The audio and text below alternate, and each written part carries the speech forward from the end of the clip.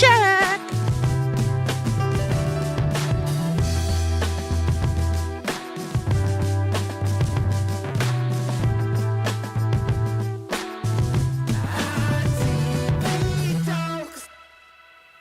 Friendly Friday is here, and it's here to stay. Happy Friendly Friday, everybody. I missed you terribly yesterday. Terribly. Oh, shit. There's the music again. I do want to... I was watching people guess the hat color. Let me just do everybody a favor. The hat color will never be green. You see at the top here? Like, there's, like, blending that the camera has to do. It's because I have a green screen behind me. And if I wear a green hat, it'll just blend into the green screen. So now you guys know you never have to choose green hat. Shout out to anybody who chose black. Congratulations. You are the big winner today. Very happy for all of you. All right. Friendly Friday, so it's a shorter show today. Make sure if you want to join Friendly Friday, you're a member of the Discord. You'll have to be a member of the Discord to join Friendly Friday. But it's easy to do, and if you need an invite to the Discord, just any of the mods that are in the chat right now, they can get you set up. Real simple process. Before we get going, just a reminder, we are crowdfunded. We do have a gift goal. We have Venmo, Cash App, and PayPal, which are the best ways to send money, or we can super chat. I'll be happy to read anything that you send us. We also have memberships available on YouTube and Twitch, and we got merch as a link in the bio. Let's get right into it. I saw this. I was like a minute or so late. So the Iceland hats are on my shelf. Those anything you guys send me, I set aside on the shelf, except for there's some stuff like when I get a new setup, I'll have the shelf behind me, but I've got the carpet on there. I've got the Iceland hats. What else is on there? I don't remember what else is even on there. I'll get it there, but I should have showed you guys the Iceland hats. Remind me. I'll try and remember on Monday to show you. They're sweet. What is this shelf you speak of? It's just a shelf. It's just a shelf. Double tap those screens if you're on mobile. Yeah, thank you. Appreciate that. I saw this video right before we got started today, and it blew me away. So I'm going to show you guys. Boom. I flew to Turkey to get the most in-depth checkup of my life, and it was the greatest thing I've ever done for my health and my bank account. Doing this in the US would have cost me thousands and taken months to line up, but in one day, we're doing it all. Scans, tests, meetings with specialists, and the price of everything is jaw-dropping. I'm here at the fanciest hospital I've ever seen with a list of mysterious ailments to get to the bottom of, so let's go. I was met by Sam, my amazing translator/coordinator for the day. First thing you'll do is get your blood drawn so they can start running tests. You'll also do an EKG, they'll take your blood pressure, height, and weight. And now we're off to radiology for a chest x-ray and an abdominal ultrasound. We also did a thyroid ultrasound and some more tests, and then we went over to nuclear medicine and did a bone density scan. How amazing is that? Next, you'll break for lunch, and they've really taken hospital food to a whole other level here. They actually brought in a popular Turkish restaurant to handle all the meals, and patients can literally order it to be delivered to their rooms. It's unreal. This feels like it feels mean to allow Americans to see this. Doesn't it feel kind of mean? Wait till the end, though. Wait till you hear how much this cost. A lot of research for this trip and ended up choosing a Memorial Group hospital because they're accredited by the Joint Commission International, and I have never seen a hospital with so many amazing reviews. Now it's time to meet with the internal medicine doctor and go over my test results. I was trying to play it cool, but I was nervous. We went over one by one the 30 plus scans, tests, and cancer markers I was tested for in depth, and I got to ask all my pressing questions about my health. Now time to visit the gynecologist and do a pap smear, and I was like, cut the cameras. After that, ophthalmology, the doctor said, okay, this is how you see now, and this is how the world should look. Turns out I have astigmatism, and your girl needs glasses.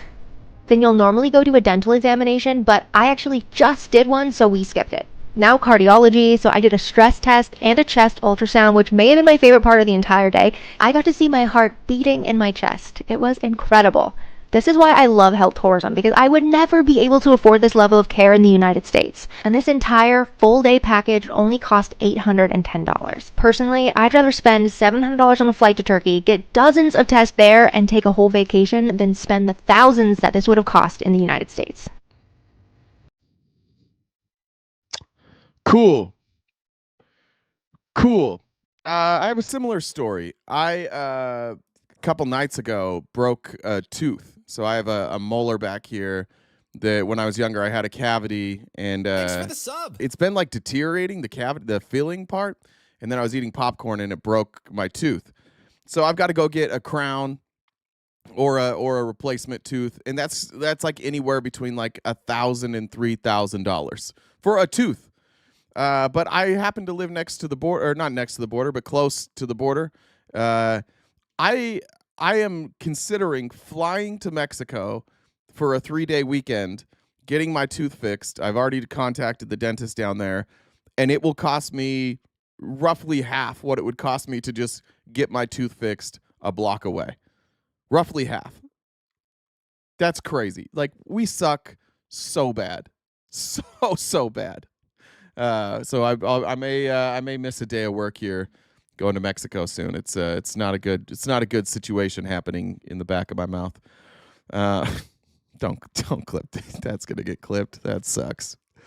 Great. I don't know how to segue. I don't know how to segue from all that happiness to like this next one. But it's just nice sometimes when you see celebrities not getting away with everything, especially MAGA celebrities.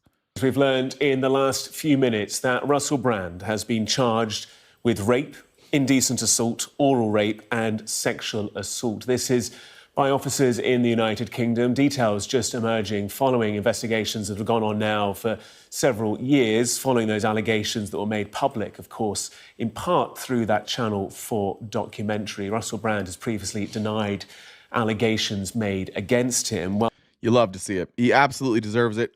He's on record. Like, there's text messages of him apologizing and admitting to it.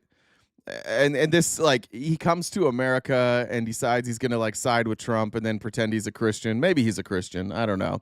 But that's not working for the UK. They're like, yeah, we're still gonna charge you. Binay says, my dad flew to Ireland to get his triple bypass surgery.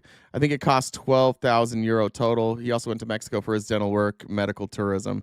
Yeah, I remember I think we have played it on here before, but there's a insurance company in Utah that will pay you to go get your medications in Mexico. So they'll actually, they said it's cheaper for them to fly people down to San Diego, pay for a bus or a shuttle, I don't know what you call it, to get them into Tijuana, and then fly them back and give them a night in a hotel just to pick up their medications. That's how terrible our system is. Charles said, Cash App because you get 100%. Thanks you, Charles. Appreciate that, my friend. All right. The markets are crashing, and we'll get there in a minute. But one person who we keep featuring regularly is Dave Portnoy, because like I've said before, there's a lot of bad things you can say about Dave Portnoy. There's actually some good things I think I could say about Dave Portnoy as well. But the one thing you know you're going to get out of Dave Portnoy almost every time is you're going to get his pure, unfiltered emotion and opinion. Whether it's right or wrong, you're going to get it. Here was Dave Portnoy yesterday. He does this thing, I think it's called like day trading with Dave.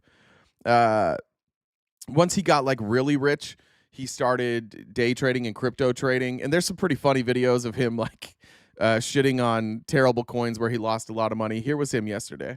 I almost tweeted out, Dave, how much are you down right now and today? 7 million. I'm down $7 million in stocks and crypto. Yeah. And I'm gonna say this.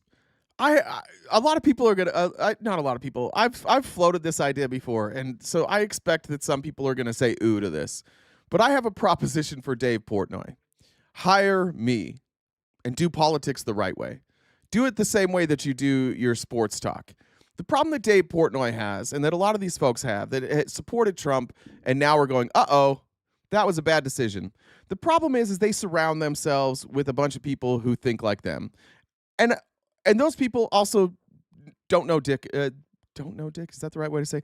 They don't know anything about politics. And they can't articulate it, and they can't explain it. And so it's all gut feeling. So Dave Portnoy led him and probably a lot of his friends through a gut feeling to back Trump, which probably got Trump a lot of votes, frankly. There were probably a significant amount of Barstool people and Barstool watchers who voted for Donald Trump, at least in part because Dave Portnoy was like, yeah, let's do it. if people are going to engage in politics, a place like Barstool Sports, which I don't think they're publicly traded anymore, they used to be. If they're going to engage in politics, they should do it the right way. They should do what ESPN does when it comes to sports. Like, they should do what they do with their sports talk. Bring somebody from each side and battle it out every single day. Debate it every single day. There, you used to have like Hannity and Combs. Now you have the Five, which is kind of, and then you have the CNN show where there's like a table of people. The problem with all those shows is like the Five. There's 5 people. One of them's a liberal, and the other 4 are Republicans. So they stack the table with Republicans. CNN, usually it's outmatched as well. It's never like a real discussion. If these people want to get involved in politics and they want to make a change and they want to talk about new media and how new media is where people should go, I'm just offering to Dave Portnoy, we're open to a conversation. Line them up. Bring whoever you want. Go hire some right-wing content creator and let me and that guy sit across from each other every single day and discuss politics. And we'll see what happens. We'll see. It'll be reverse Hannity and Combs. But that could save a lot of your friends a lot of money. We could have told you this. If you would have sat down with us, we could have told you all about Project 2025. We could have told you all about how Trump doesn't understand what tariffs are and how every economist in the world said if Trump instituted his policies, it would cause massive trade wars and it would lead us to a recession. We all said it a year ago. Everybody said it. Everybody but Trump and his loyalists. And now you see, I think JP Morgan this morning changed their prediction that we are now a 60% chance of a recession. I still think it's low. You know what it was yesterday? It was 40% yesterday. They changed it yesterday from 40% to 60% today. So I'm just throwing that out there, Dave. And Jen's coming with me, by the way. We don't go anywhere without Jen. All right. This was a pretty cool move here by Lithuania. We had the 4 fallen soldiers in Lithuania. And as they were being transported, the Lithuanian government did a really nice thing for our soldiers. I thought this was really cool. This is them. I believe this is at the church. Obviously, you have dignitaries. You have soldiers in military garb. You have the Lithuanian government. Really nice moment by the Lithuanians there.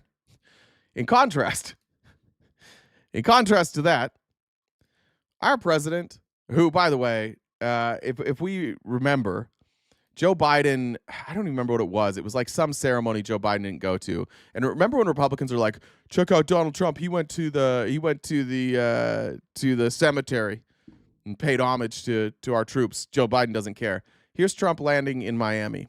And it would be one thing if like Trump had some shit to do. It'd be one thing if Trump ignored this. He hasn't even publicly commented on these fallen soldiers. Hasn't said a word about them. In fact, he said, I don't know anything about it. Not a word. And now he lands in Miami in a hat, by the way. I like that with his suit there. And he's going to meet with the Saudis, the Saudi government. Now, is he going to meet with the Saudis because he's working out a trade deal? No. Does it have anything to do with his job as president? It absolutely does not.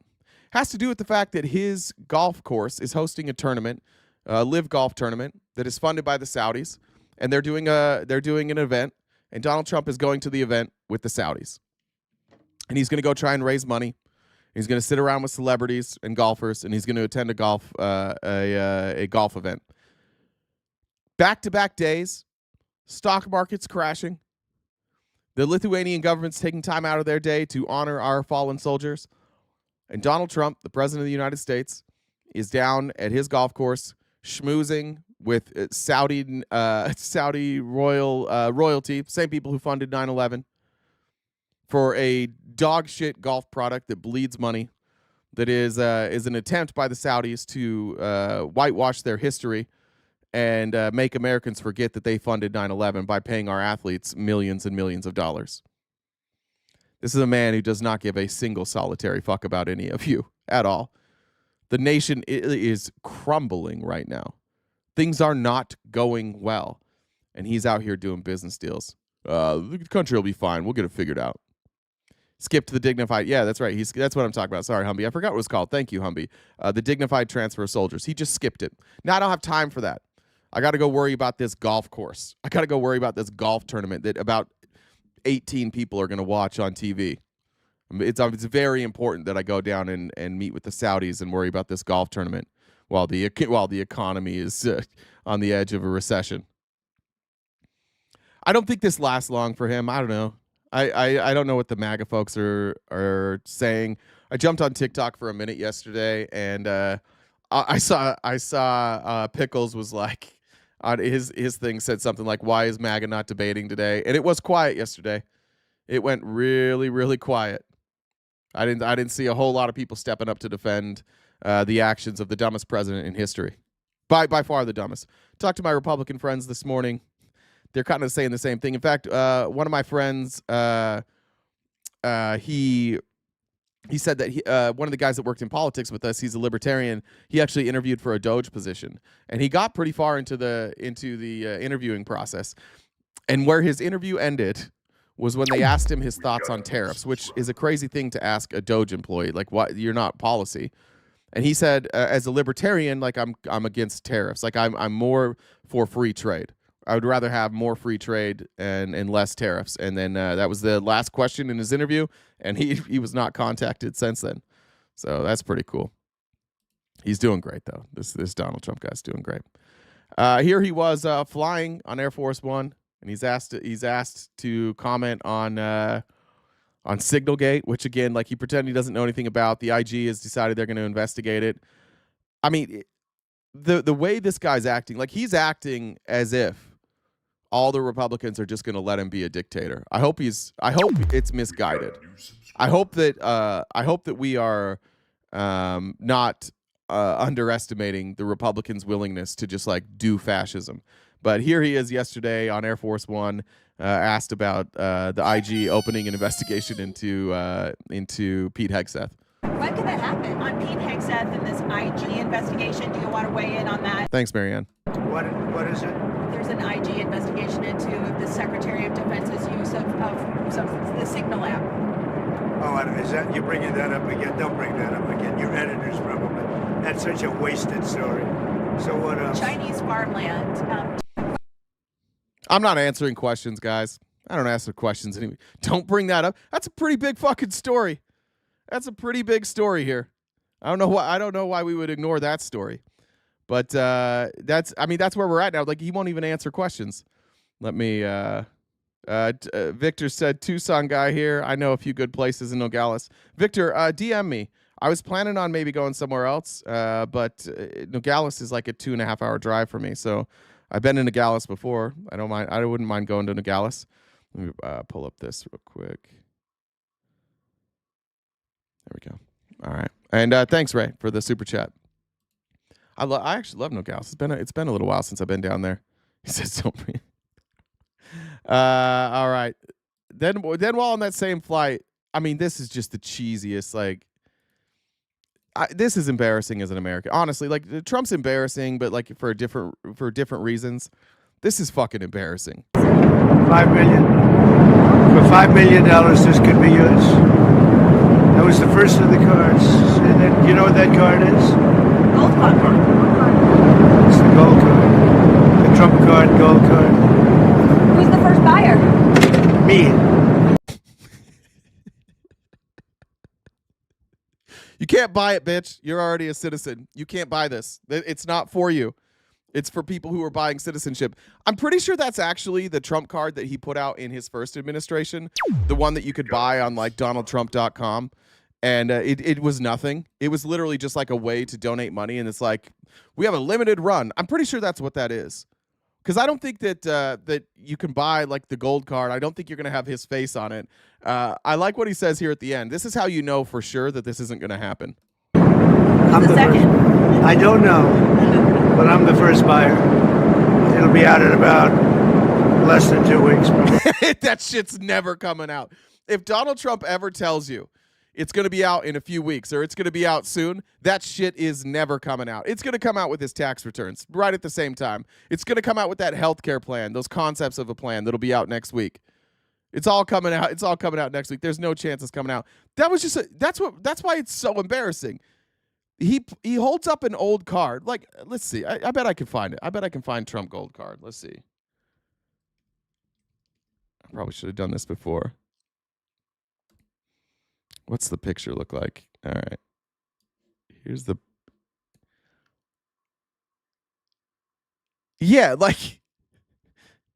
I also think, is this possible? I don't know if you're allowed to do this. I don't know if you're even allowed to do it. This is the dumbest shit. That's so stupid. Just his dumbass face on there with his big ass signature. 5 million. Why would you put 5 million on there? It's not worth $5 million. You bought it. You don't put the. Imagine if we just put the price tag on everything. Like my hat just says the price on it. I don't. That is so stupid. That's embarrassing. This was cool. This is a TikTok creator, A Mouthful of Cherries. I haven't seen them before, but who was it? It was who posted this? Truth Matters posted this. This is done with AI. I think I'm required to say this is AI. But the caption is "When life imitates art," and I really liked this. Ah, yes, democracy, an old-fashioned word like groceries. Are you an aspiring autocrat, tired of not reaching your full potential? Ever thought, how can I, a power-hungry conman who bankrupted multiple businesses, curb-stomp pesky elections and checks and balances? Well, good news. We've got a foolproof, 5-step concept of a plan just for you. How to destroy a democracy. Step 1. Hey, Jay, with all your J's, come debate me. You don't need to stay in the comments. Just come debate me. We'll take care of it. If I'm that delusional, just come debate me on anything. It seems like you're a little emotional, and we'll try and help you with that. Control the money. Why beg for loyalty when you can just buy it? Simply take control of taxation and spending. Want a country to support you? Hit them with tariffs. Not just any tariffs, reciprocal tariffs. And sure, some will poo-poo tariffs, but those whiners, they're for the birds. A fancy way of saying, I'll punish your economy until you be my Lindsey Graham. It's economic warfare and a loyalty test all in one. Step 2. Silence the lawyers. Democracy loves legal nerds who insist on things like the rule of law. Boring. Make sure the biggest law firms know that representing your enemies comes with a... This is interesting. This is one of the things I didn't really understand early on of what Trump was doing with these law firms. So he's going out and he's suing these law firms, and he's suing them or he's threatening to sue them. And he's saying, like, I'm going to wrap you up in litigation. You hired somebody who said bad things about me, so I'm coming after you. And what they do is these massive law firms every year, they give away a good chunk of hours pro bono. And so what Trump has done is he's convinced them to do that pro bono work for him. And I was thinking, like, there's no way they're just going to do pro bono work to be his personal lawyers. They're not. What they're doing is they're trying to go after all these major law firms, and they're trying to get them to do pro bono work. And the pro bono work that they're doing is trying to write legislation that says you can't criticize Israel. So all of them so far that have been contacted, like, the negotiation is, you're going to help us write stronger protections so that people can't criticize Israel. And that does two things. One, obviously, it squashes free speech. But two, because they're the ones writing the legislation and helping writing the legislation, they also can't be hired if somebody wants to defend it. So they're trying to get the the most influential law firms to do what? To cover for Israel.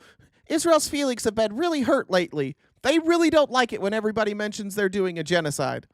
And so Trump's just out here leveraging law firms so that they can strip away our free speech, which is pretty cool. Thanks, Sully. Appreciate that. And thank you, Marianne. A hefty price. No more lawsuits, no more investigations, just pure, unchecked power. It's fun to be above the law when you're standing on it like a rug. Step 3. Muzzle the universities. Independent thought, free debate, a breeding ground for dangerous ideas. Make sure colleges understand that their funding and their ability to function depends on how much they praise you. Maybe even mandate a statue. It's pretty like this is silly, but this is all actually happening. That's why I like the title. Like when life imitates art. This is what's happening. All this shit is really happening. I know that Republicans may not understand it, because many of you probably didn't go to college or understand what a college is. But that's what we're doing. Like, just because you're allowed to use like gay slurs now more openly, and on Twitter you can say whatever you want, and like some of your favorite people now are using slurs openly, doesn't mean that you guys are free speech absolutists or advocates.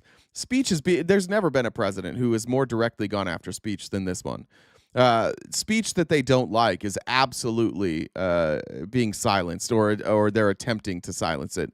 And I don't think you'd be hard pressed to show me any president in history who has done more to try and attack free speech than Donald Trump. Thanks, Johnny Law. Johnny said, "I'm late, but watching live balls." And if they refuse, if I do hate it, I don't hate America. I hate you guys a little bit. I hate how stupid Republicans are, Dan. I wish that you were smarter. And so instead of leaving the country, what I'm going to do is I'm going to make good arguments, and you're going to sit in the comments and blindly defend this guy. You've put up like 400 comments in 20 minutes. Get a hold of yourself, sir. You're an absolute mess. You are an emotional train wreck. Come up here. We can talk about it. well, just like those pesky foreign governments, they can face some reciprocal consequences. Step 4. Keep businesses in line. Big industry has too much power. But don't worry. With a few well-placed reciprocal tariffs, you can make every CEO come crawling on their knees. And when they do, well, you just ask for a little favor in return, like public endorsements, campaign donations, and the firing of any employee who dares to suggest you didn't win an Emmy. Step 5. A lot of comments about Joe Biden. Let it go, guys. Let it go. Live in the now. Let it go. Create the problem, then sell the solution. Make sure the economy is in constant turmoil. Nothing too devastating, just enough pain to make you the only person who can fix it. Then swoop in like a hero when you fix the very problem you created. Before long, people will be begging you to stay in power forever. And there you have it. 5 easy steps to dismantling a democracy and securing yourself. Please, camera actions, you can't spell. Don't write in all caps if you're going to spell half your words wrong. A lifetime of unchecked power. So get out there and start crushing dissent. Just remember, if anyone calls you a dictator, laugh, say, "No, you're the dictator," and then tariff them into oblivion. That's pretty fucking accurate. Stay loud in the comments, MAGA. Stay loud in the comments. Not one of you has the courage to debate any of these topics on your own because you have no fucking clue what's happening. None.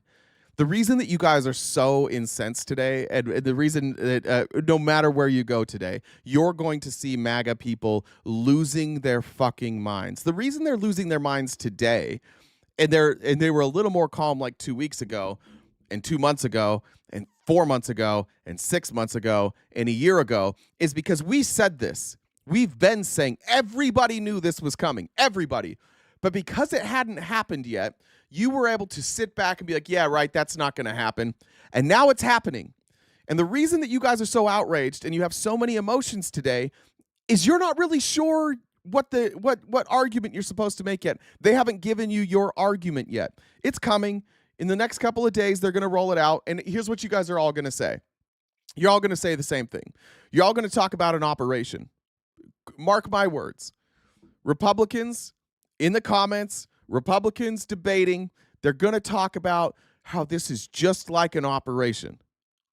I know that because I already see the language coming out of the administration. Now, Trump said it first, and he couldn't explain it well enough, so a lot of people missed it. But you guys haven't been given your argument yet, which is why you're very emotional today, which is why you're directing that at me, because you're watching the markets dip, and you believe that everything Trump does, everything he touches turns to gold. And you're not sure what to do with it right now, so you're taking it out on me, and that's fine. I have a 5-year-old child. She also had a tantrum this morning, and it was an illogical tantrum this morning too. So I have patience. I'm good with that. We can talk through your tantrum together, and we come up with sensible solutions, and eventually everybody will calm down. But I understand you're having big feelings today. That's tough. I feel for you. If I were you, I would be a little bit upset too that they didn't tell us that they were going to crash the economy. And then and they could have prepared you guys with some talking points today when the economy was tanking, but they didn't do that. So I understand why you're frustrated. I have sympathy for you, and I hope things get better. Are we tired yet, MAGA? While you're here, are you tired yet? More. We're going to win so much. You may even get tired of winning, and you'll say, please, it's too much winning. We can't take it anymore. Mr. President, it's too much. And I'll say, no, it isn't. We have to keep winning. We have to win more. We're going to win more. We're going to win. Yeah. I voted for this. I was ready for this. I knew that the market was going to crash. I knew when Trump said that if Kamala Harris won, the market would crash. I knew that what he really meant was when he won, he was going to crash the market. So I'm not just blindly saying that I voted for this. I'm definitely not just blindly saying it because I don't have any fucking answers. I'm saying this because I knew Trump was playing 4D chess when he didn't tell us he was going to crash the stock market. But we knew, dude. We read between the lines. Q told us. Shut the fuck up, dude. Nobody believes that you voted for this. Shut the fuck up. Dude, this is just confirmation. This is literally like Trump could take his dick out and slap you in the face and you'd be like, I voted for this. This is what I voted for. Don't you guys remember when he told us that he was going to dick slap me in the face? There's nothing this guy could do that you wouldn't say, I voted for this. I love this shit. This is so great. How's it going to fix things? I don't know. I just voted for it. This is watch Josh Hawley absolutely lose it. Now, Josh Hawley is pretty normally like he tries to control his emotions, except for when people storm the Capitol and then he runs like the bitchiest of bitches. He's just out of there. He's already frustrated right now, and he's nervous because he's getting blown up right now by his constituents. Republicans, Democrats, everywhere. They're calling all their senators and congressmen and being like, what the fuck is up with these tariffs? Like, what is going on? So he's a little mad already. And Code Pink, who has been out at Congress, Code Pink are the people who wear the pink shirts, and they confront people in Congress about their support for Israel. Watch Josh Hawley absolutely fucking lose his mind at this lady. You're just a Jew hater, right? You're along for the ride. How about weapons to Israel? Do you think there's... Oh, you're the China people. Speaking of China, yes. So he went, you're a Jew hater because she doesn't support genocide. And then he says you're the China people. You are funded. Oh, yes, you are 100% How much do you get funded. from AIPAC? You are 100% funded We by don't the get- Chinese Communist It's a Party. lie. We get It is zero. absolutely true. It's It has such a been lie. documented over and over. Show me one You are. documentation. Oh, Show go me proof. go look at the You're New York Times deflecting article. from No, all I'm the money not. So the New York Times article that he's referencing here, and he's got a nice clean nose up there. The New York Times article he's referencing actually just says that the person, I forget the guy's name, the donor, who has given them some money, given Code Pink some money, generally is like is out there saying, and Code Pink does it too, like China's not our enemy. That's it. They've just said China's not our enemy. That's the whole thing. And and that's what the New York Times article says too. There is no link. There is no link between CCP money and the donor or Code Pink. There's none. He's just obviously been told this, but he doesn't like people who point out that he is taking $312,000 from genocidal maniacs. You are. AIPAC. No, I'm You're a not. foreign You're an agent. anti-Semite, You're a and foreign you agent. are I am an Jewish. absolute. It doesn't matter. You're You are an great anti-Israel, because you want to pro-China, send bombs pro-CCP. to It is kill- disgusting. Let me just say, also a little bit anti-Israel, not anti-Semitic, anti-Israeli government. Yeah, I don't like them either. more children in Your Gaza. organization has Doesn't that defended hurt the your Uyghurs. heart? They have All defended of the Uyghurs children being that have violated, killed, being persecuted. weapons that you It are is a voting moral for. tragedy. That actually hasn't happened either. Again, he's referencing a quote from Code Pink where they said China is not our enemy, and so now he's saying you're defending the treatment of the Uyghurs, which they actually have spoken openly about the mistreatment of the Uyghurs. They've just said that China doing what they're doing doesn't make them the enemy. travesty Talk what about you moral do. travesty. You are a moral. Have you Where's the blood on your have you hands? You seen have the- blood on you your have- hands. have you seen You are the all pictures washed of in Gaza? blood and dirty Have you money. seen the And I children hope dying? What a fucking psycho. That's a senator, though, by the way. Triggered by somebody asking him if he supports the genocide in Palestine. What a fucking psycho. These people are so thin-skinned, so small. This stuff that they talk about, that like, we got to go back to masculinity. What they're talking about is they want to be able to yell at people and it appear to be masculine. They want to be able to lose their cool, to hit their children, to hit their wives, and it's like, that's what men do. We're just so filled with testosterone. We want to be able to be shitbags. The truth is, they're just thin-skinned little bitches. Josh Hawley is a thin-skinned little bitch. He was asked a question, and he lost his fucking mind. And you're going to see a lot more of this out of Republicans because, one, they're being blasted by their own people. Two, they're being blasted by our people. And three, the economy's tanking, and they have to choose right now whether or not they're going to keep licking Donald Trump's boots or stand up for the American people and try and undo the damage that he's doing. They are in high stress mode. And all I can say to all these people that are at the Capitol that are asking questions, do not stop. Keep poking. Keep poking. We don't have to retaliate. We don't have to get as mad at them. Keep poking and keep recording. And let more people see Josh Hawley screaming at a grandmother. By the way, this is a grandmother. This lady's like in her late 60s. And she's 4 feet tall. She's tiny. He's screaming at a tiny grandmother right now. I hope that you are accountable for that one Have you day. seen the children dying in Gaza? And you're such a liar. We get zero money from China. That is such a big slanderous lie. Your I money. think this guy is Listen, Israel yeah. first. I think so too. That's who he's screaming at.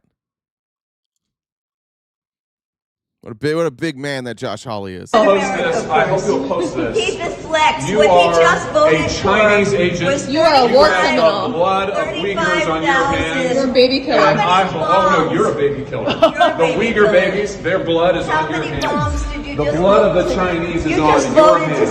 send Now, this is crazy. This is a crazy thing to say. Like, this just doesn't make any fucking sense, Josh Hawley. Let's just say that they supported the mistreatment of the Uyghurs. Let's go call it a genocide.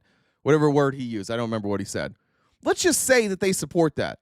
They don't have any power. The blood would not be on their hands. The blood is on the hands of the people in power. However, Josh Hawley does have power. And Josh Hawley has been funding Israel. And Josh Hawley does refuse to hold Israel accountable for anything. So there's legitimate blood on Josh Hawley's hands. There is, just for the sake of the argument, even if these women are exactly who Josh Hawley says they are not responsible in the same way that he is. That's why he's so upset. And his little white nationalist staffer there. I'm going to record this, Joshua. We're going to put it on TV or on the internet, and all of our friends are going to yell and say awful things about women because that's what we do. And go look at the comment section, by the way. Go look at the comment section from their video and see how Republicans feel about women. And of course of the Jews 35,000 is on your hands. 2,000-pound bombs to Israel. Are you? Oh no, you are. Oh no. Yeah. Don't accuse me of things. You're a Jew hater. You would destroy the nation of Israel. You are morally I'm a healthcare abysmal. worker. I save lives. You are appalling. Your I'm a your healthcare hatred for the worker. Jews. I Who save cares? lives. And that you don't You save kill- lives. no, you kill you are them. killing Jews and loving it. And loving it. You're despicable. He's such a bitch. He is such a bitch. You're killing them. Bro, they're just people. They're just people that don't like seeing pictures every day of innocent Palestinians. They didn't like it last week when 14 aid workers were shot one by one by Israeli snipers. Palestinian aid workers that were just going to take care of people who were injured. And Israel said, well, we're justified. And they said, why were you justified, Israel? And they said, well, because they didn't flash their lights at us. So we just killed them. That's why they're mad. They're mad because this shit, it used to go unnoticed. It used to be such a fringe position in this country to support the Palestinians that nobody ever talked about it. They never had to be confronted by it. It's no longer fringe. It's on the right. it's on the left. And they're getting hit by every side. They're getting hit by libertarians. They're getting hit by communists. They're getting hit by socialists. They're getting hit by leftists. They're getting hit by liberals. Hell, they're starting to get hit by moderates. Both sides moderates are tired of trying to defend an indefensible position. And so even like moderate people, even Joe Rogan is out here. They're losing this battle. And that's why Josh Hawley's so mad. Are a war criminal, baby killer. Baby killer, you got blood all over your hands. Baby killer. It's not. You can't tell me it's in the fringe. You can't tell me it's fringe. It's in the news every day. Look at the Trumpers here. Trump 2024. Trump 2024. Don't say bad things. You guys are doing great. Doing really, really great. Speaking of war criminals that MAGA loves, here we go. Yesterday, Trump apparently, I don't know when he voiced this.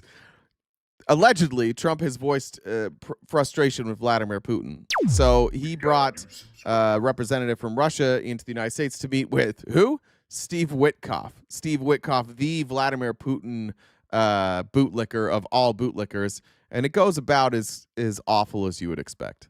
Trump sending the first senior Russian envoy all the way to Washington since Russia invaded Ukraine. So it's a big deal. It's not just the first time in these negotiations, first time since the war. And this envoy is exactly like Trump's envoy. Kirill Dmitriev is a close Putin family confidant. He's not a public figure. He is a financial guy. He runs Russia's state-owned investment fund. Yet it is Dmitriev who is in Washington.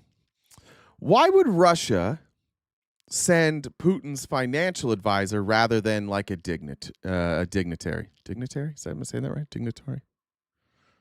I think dignitary. Why do I not know if it's dignitary or dignitary? It's dignitary, right? Anyways, why would they do that, do you think? While we're making big economic moves right now. Why? By the way, no tariffs on Russia, which I understand there's almost no trade with Russia, but almost no trade with Russia is more than trade with, what was it, the McDonald Island that only has penguins on it. So suspiciously left off the trade negotiations were Russia.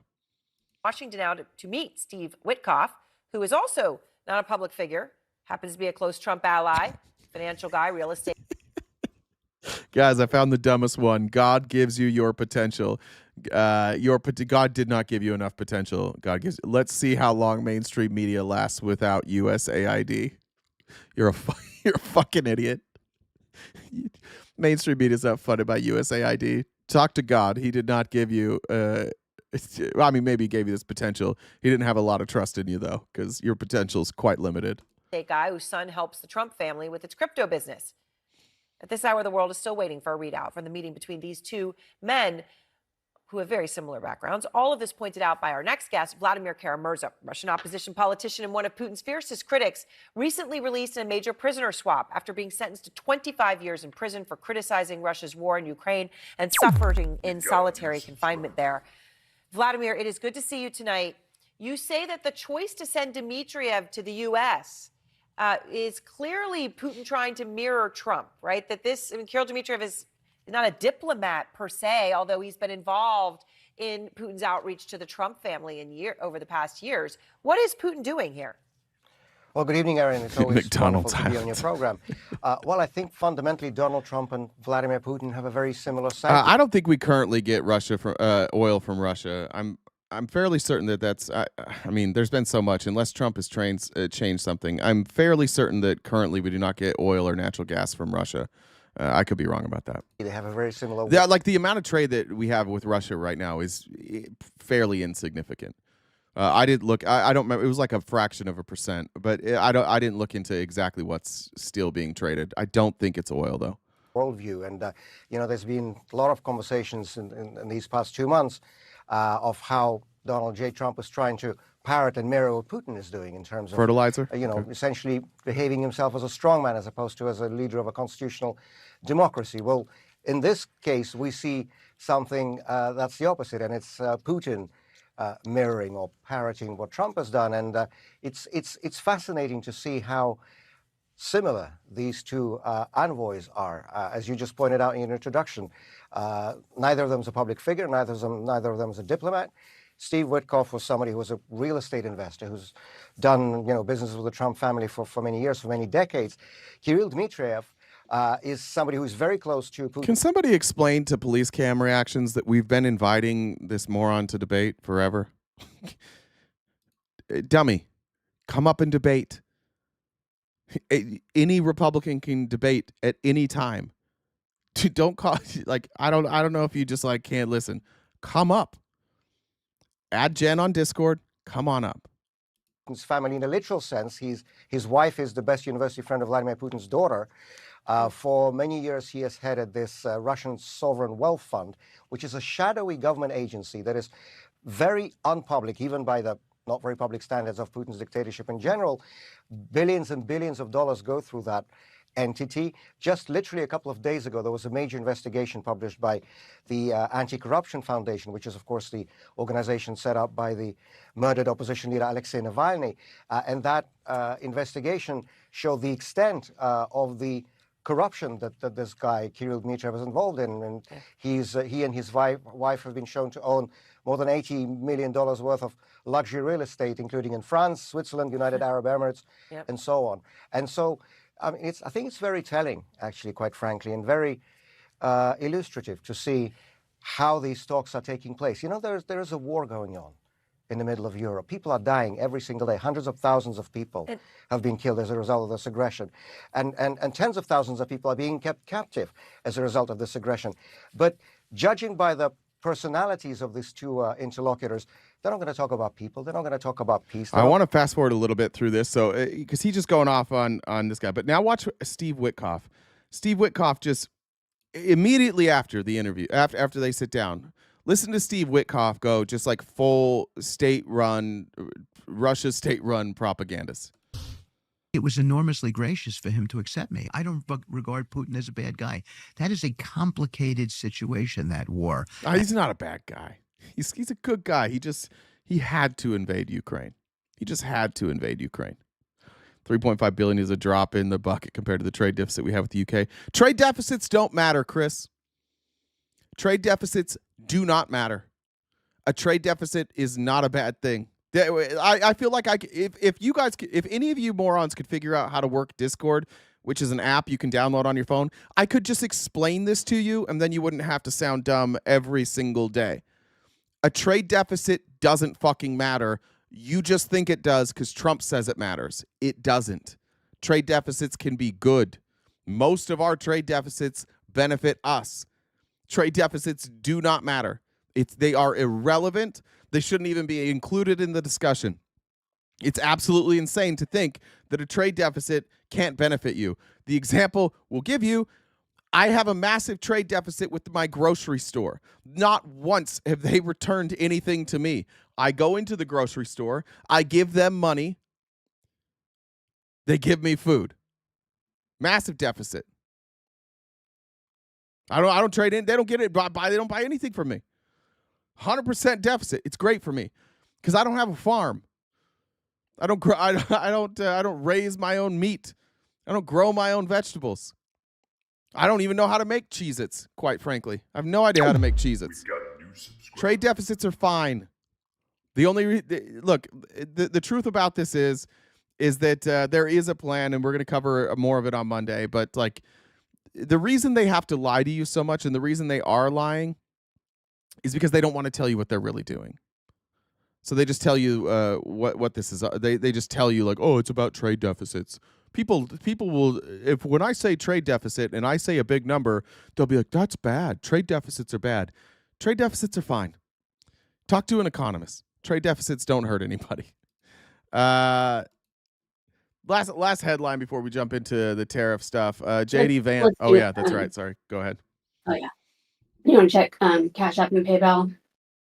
Any other messages? Okay. So just so everybody knows, it's Friendly Friday for us. So we've got we usually stop about an hour earlier than normal. It's around noon Pacific Standard Time to do our Friendly Friday. So before then, we need to hit out and knock out the rest of that gift goal, which is in the top left-hand corner in white. So Venmo, Cash App, PayPal, Super Chats, all go towards knocking out that gift goal. This is our job. As much as you guys in the comments cry, this is our job. This is how we get paid. You may not like it, but you're here almost every day, so we appreciate your engagement. If you guys would like to debate with Jay, not just cry from the comments, how you do that is you go into Discord. My Discord username is the same as the Venmo, so it's Jen, Jenn, Dub, Dubb, the number 1. I can bring you on and talk to Jay. So that's how that's done. We're not going to debate you from the comments. It's just not how it's going to go. If you haven't already subscribed to us on Twitch, you can do so with your Amazon Prime sub. And you can subscribe to us on YouTube, and we've got 4 different memberships over there as well. Also, check out our link tree. We're on most social media platforms, and we've got merchandise that you might find fun. So, why did the Sox divorce? I don't know. Because one of them was always getting lost in someone else's load. Jesus. Who said that? Why don't you tell us what they're really doing, buddy? Okay, I'll tell you what they're really doing. I just didn't. We'll get into it on Monday, so come back on Monday. But just briefly, what they're doing is they are, and I'll show you some clips today, so stick around. They are attempting to tank our economy to redistribute wealth. Our economy is a bubble. It's made up specifically the tech industry, which is linked to basically everybody's retirement account. The tech industry has been giving out really, really risky loans for like 20 years. And those loans basically, like the more risky loans you give and the more you inflate assets, the more likely that it all is to come crashing down when you have a recession. And so because a recession is impending, there's a reason all these tech guys jumped on with Donald Trump kind of out of nowhere, right? Remember, as soon as he won the election, they all jumped on board. They all just started like throwing money at him. Why? Why would they give him money outside of tax breaks? Any ideas? Maybe they need somebody in the White House to protect them. Maybe they need to make sure that they're bailed out. So when you look at tariffs and what they're planning to do right now and bring manufacturing jobs back, if you want to make sure that those manufacturing jobs are owned by your donors, what you would do is you would try and remove liquidity from the market. Liquidity is cash. So as the market crashes, the everyday American loses their liquidity. Even like relatively wealthy Americans lose their liquidity.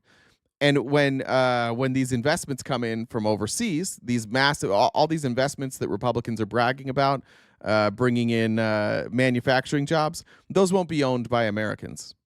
And those are all going to go to red states. And in those red states, what's every red state doing right now?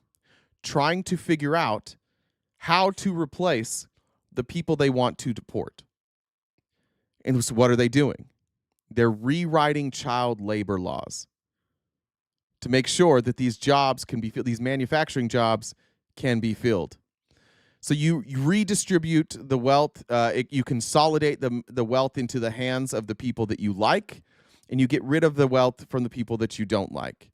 So what you're going to see in the next couple of weeks is you're going to see these massive corporations go to Mar-a-Lago or go to the White House and beg Donald Trump for an exemption because they care about money first and the rest of us second. So they're going to come to Donald Trump and they are going to beg for exceptions. And Donald Trump is basically going to say, give me your loyalty and I will give you an exception. And this is how an oligarchy is formed. This is exactly what happened in Russia. This is exactly the playbook that Putin used. Frankly, it's the same playbook that Hitler used. Stephen Miller's a big fan of Hitler. And that's their plan, to get an oligarchy and for Trump to retain power. Give me a better reason why he's doing this. I dare you. But there it is briefly. And we'll talk about some of it today, and then we'll talk about a lot more about it on Monday. But I first need to go to the greatest debater in the history, political debater in the history of the world. I hesitate showing you guys Sam Cedar clips because I think that he's smarter than me and better at this than I am. And I worry that maybe you guys won't ever listen to me again. You'll just listen to Sam Cedar. But I'll take it. If you all quit listening to me and just listen to Sam Cedar, I think that's fine. Jody, thanks for the super chat. And Seeking for Hope said, I'm sorry, Jen, don't leave me/us. This is an older clip, actually. This is Sam Seder just pulling Tim Pool's pants down in real time and saying, Tim, all you do is read headlines and then react to it. And you seem to not know anything about what you're talking about. Here's Sam Seder on Social Security with Tim Pool, who is a lazy propagandist. And here's Sam Seder exposing that. And then I'm going to show you what Sam Seder did yesterday. Is that you don't go in depth with the serious stuff and actually like learn about this stuff, and you opine about it, From which, reading it's the your, news. well, but you're not reading it very well because I'm just reading what the paragraph says. Here's CNBC. Trust fund reserves used to pay beneficiaries are projected to become insolvent by 2035. Well, what does that mean? Only that what comes in is able to go out. Okay. And so what's the cuts on that? No. Not even close. And here's where Sam Seder's better than me, because I would have been like, nice try, Tim. That was gibberish. That is not what it means. That's not what it means at all. What do you mean? Well, I mean, what comes in, what goes out. So like, all right. Have to increase taxes or increase the worker load. Right. Not the worker load, but the amount of trust, workers. What when the trust fund runs out, what will payments be? I don't know. Okay. Isn't that weird? Tim Pool doesn't know what the trust fund is. He doesn't know what it means when it runs out. He has no clue. Millions of followers. You guys, the Republicans here in the comments, your guy doesn't know what the Social Security Trust Fund does, and you pay him for his opinion? He's one of your best. He's one of your most popular. That is a baseline. You don't have to know everything. That's like a baseline thing, especially if you're going to report on it. If you're going to report on Social Security, you sure as shit better know at the very least what the Social Security Trust Fund is. At the very, very least. But Republicans don't really care about that. They just want to hear you read a headline, say libs bad, everything government bad, private enterprise good, and then you move on. So that's all you guys heard. That's all you ever hear about Social Security. It's bad. And you're like, yeah, it's bad because it's government. So government bad. That's a pretty important aspect of this, right? I mean, this is the incuriosity that you have about what's the incurious about it. You're not interested in what that means? You know that the trust fund is insolvent in 10 years, but you don't know what the implications of that. The implications are older people will not have money and younger people have to pay more money. When you say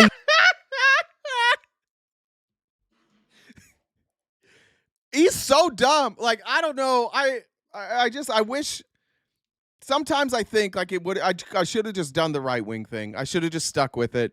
You don't even have to be remotely interesting. Like, not only is Tim Pool not an interesting person or an effective communicator, he's also just dumb and maybe not dumb, incurious. That's a better word that Sam Seder used. Incurious.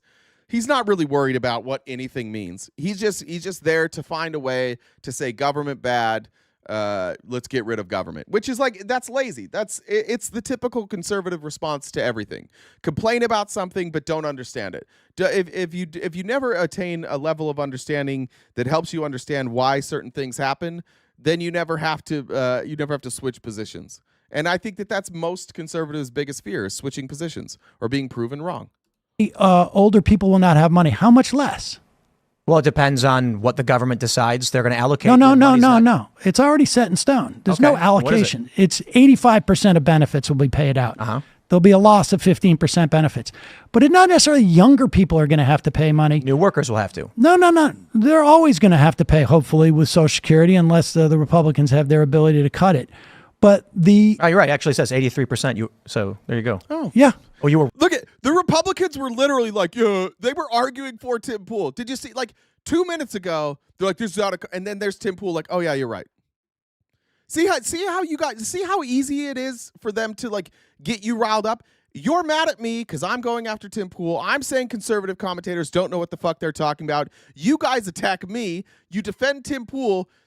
And 12 seconds later, he's like, yeah, you're right. Now what do you do?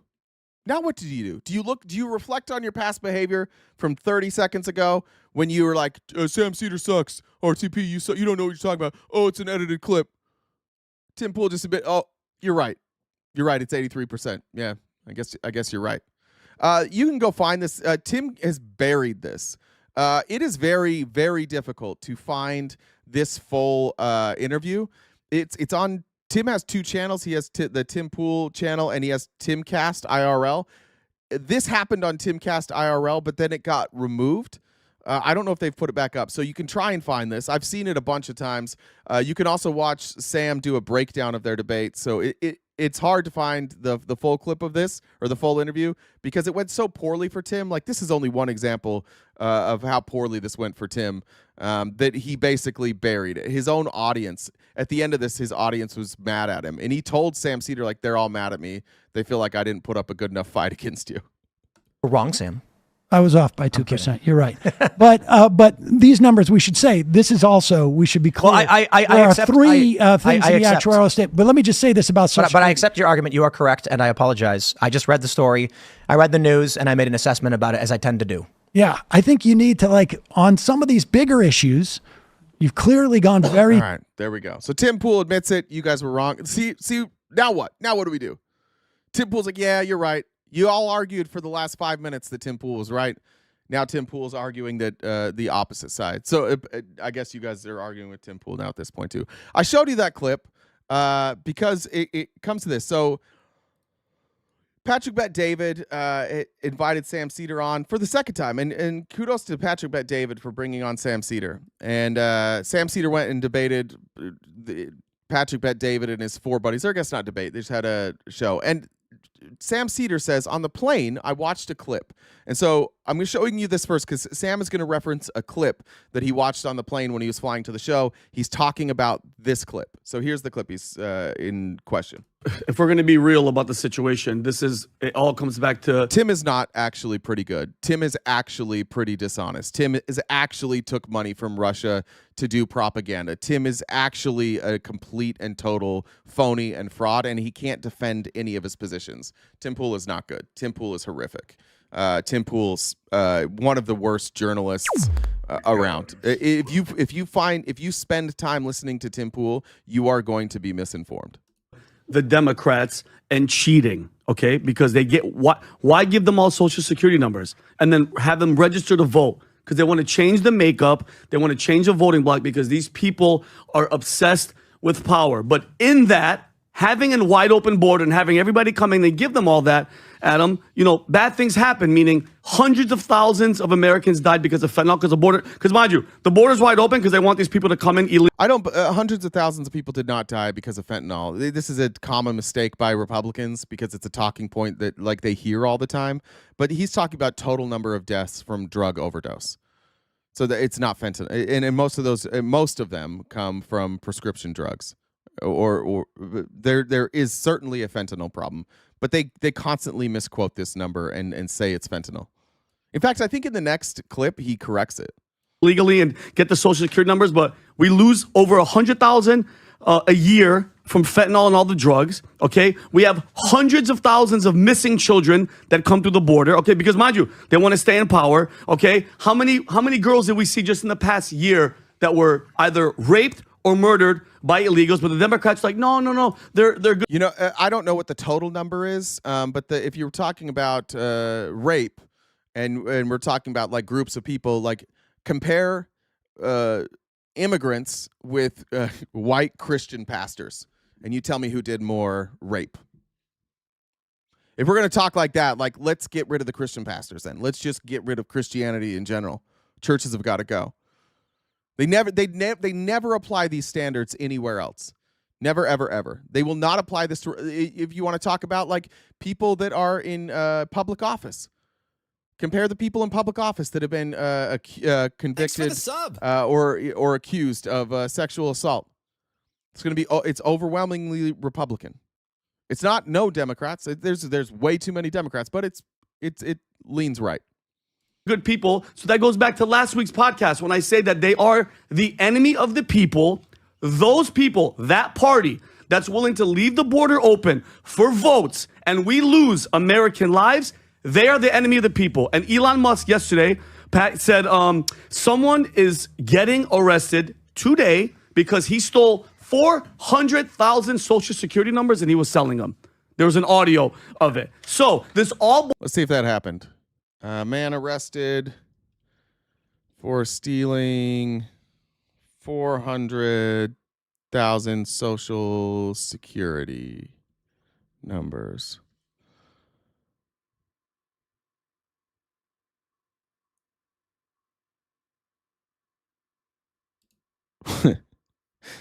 Elon Musk disclosure of planned Social Security fraud arrest troubles top law enforcement officials.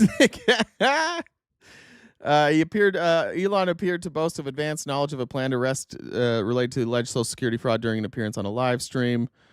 I believe someone is going to be arrested tomorrow, Musk said in response to a question about whether Pam Bondi would prosecute fraud found within Social Security. This is someone who actually stole 400 Social Security numbers. And yeah, I don't see any evidence that that person was arrested. If somebody has that, let me know. But so far, it seems like just it just seems like Elon Musk said that.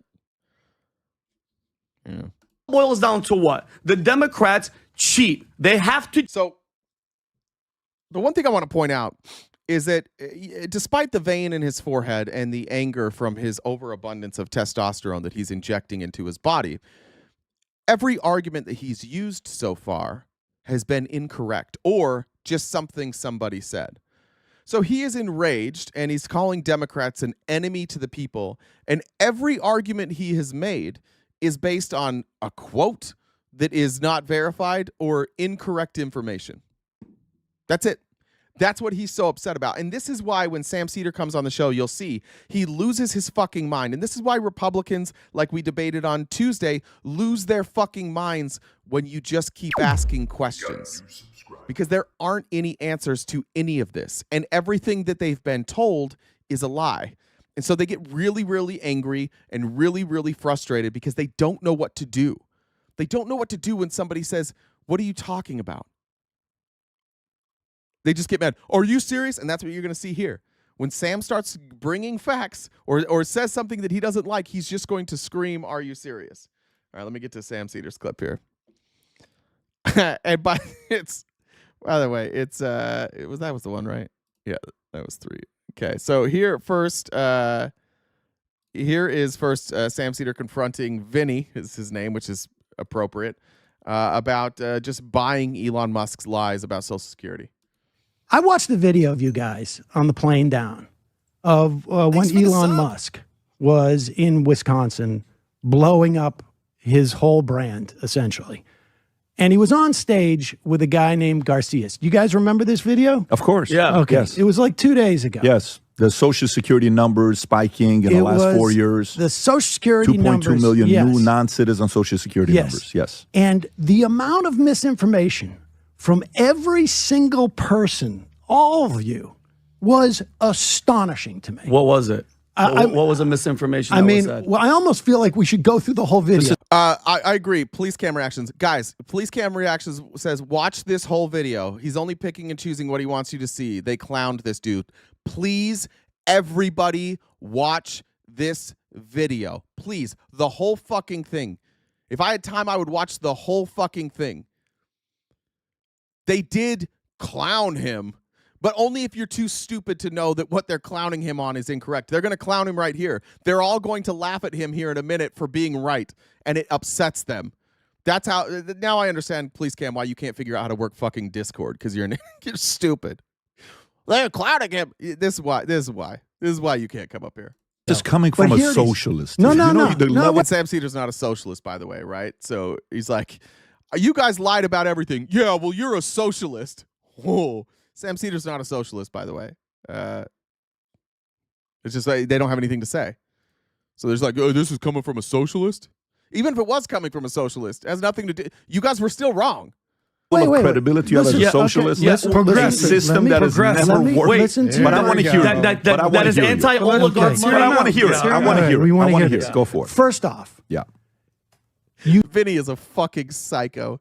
He just is ready to explode it. And he, like, dude, drop your dose of testosterone. You're doing too much. You seem to not understand that these were not undocumented immigrants who were getting these Social Security numbers.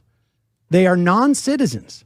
Now, when you came to this country, you were an immigrant. Your parents came legally. Right. Every single one of those people who got those Social Security numbers are here legally. They're not citizens, just like you weren't when you first came to this country. Yeah. You get a green card. Your parents get a green card. They go through a process. Yeah. All of those people, and to understand, they got their Social Security see your point card. I really want to see your point. Well, That's the point. That's the crazy thing with fucking PBD. He's like, you guys, the amount of misinformation you're spreading here. What misinformation? Okay, you said that these were all people obtaining Social Security numbers illegally, and they got them legally. Well, get to your point. He just misses it right over his head. Point is, you referred to them as undocumented and illegal. No, you no, did. I said non-citizen. No, excuse me. Don't say everyone here. I okay. said non-citizen. Correct I yourself. can't remember which one of you got it wrong. I think you did. Just be Right? specific. You're thinking, but I We don't- can play the video and go through it, but I'm still trying to get to the I point. just What's want to the make. point? Well, the point is, they're not on. Vinny still doesn't know. This fucking juice head over here is like, Sam has told him 3 times what the point is. The point is that you don't understand the difference between legal and illegal immigrants, and none of you corrected it. And Vinny's like, I still don't get it. I just don't understand. They're not illegal. They're not undocumented. They're all legal. Right. Okay. 4 more times, maybe Vinny would pick it out. Now here is, they're going to talk about the Sam's proposal for tax policy. Now, Sam has a little bit more progressive tax policy than I do. I would probably set the limit at a different number than Sam, but we agree on the principle here. I think too much of what happens in this country is a function of the concentration of wealth. I mean, that gets back to why I want to return back to the tax regime we had in the 50s and the 60s, where the top marginal rate was 90% for every dollar above what today's money would be about $4 million. So, and just to explain this, because I've seen so many people on the right not understand marginal tax rates that it's almost disturbing. I don't think that I doubt if we asked any of the Republicans in here to tell us what a marginal tax rate was, I don't think you would know. And I don't think you would know, not because necessarily you're dumb, though some might be. It's because Republicans will not talk about marginal tax rates. They don't want to talk about marginal tax rates, because as soon as you understand marginal tax rates and then you see how rich people are able to exploit the system, you recognize like the inequality and the injustice in our tax system. And so Republicans always stick to less taxes means freedom. We don't want to punish success. They don't ever want to explain to you tax policy and how it works. The first $1 million that you earn is taxed at 32%, or whatever the prevailing rate is. The second $1 million you earn, 32%. The third, 32%, because I think that's the highest. Maybe it's 37% is the highest. Once you get over $4 million, every extra dollar after that is taxed at a 90% rate. That's what you want. That is what we had in this country for several decades in the post-World War. Why do you think that's good, though? Because we talked about this. Why do you think that's good? I'll tell you. Because it flattens wealth disparity. Okay. And that is when you have the greatest expansion of the economy. Right. When the wealth of the country is shared by as many people as possible. Right. Obviously, it's not everybody gets the same amount, but... Do you think that's a popular idea? Do you think 80% of Americans want that? Americans want that? That's a crazy... Do you think 80% is an incredible bar? 80% of Americans don't agree on virtually anything. There's almost nothing that 80% of Americans... This is why I hate Patrick Bet-David's show so bad. Is he's so dishonest in everything that he does and every question that he asks. It's a guy, he doesn't understand economics. He's a crook. I mean, he ran a very, very shady MLM. Then he bought his platform. He only platforms people that will bring in massive numbers for him.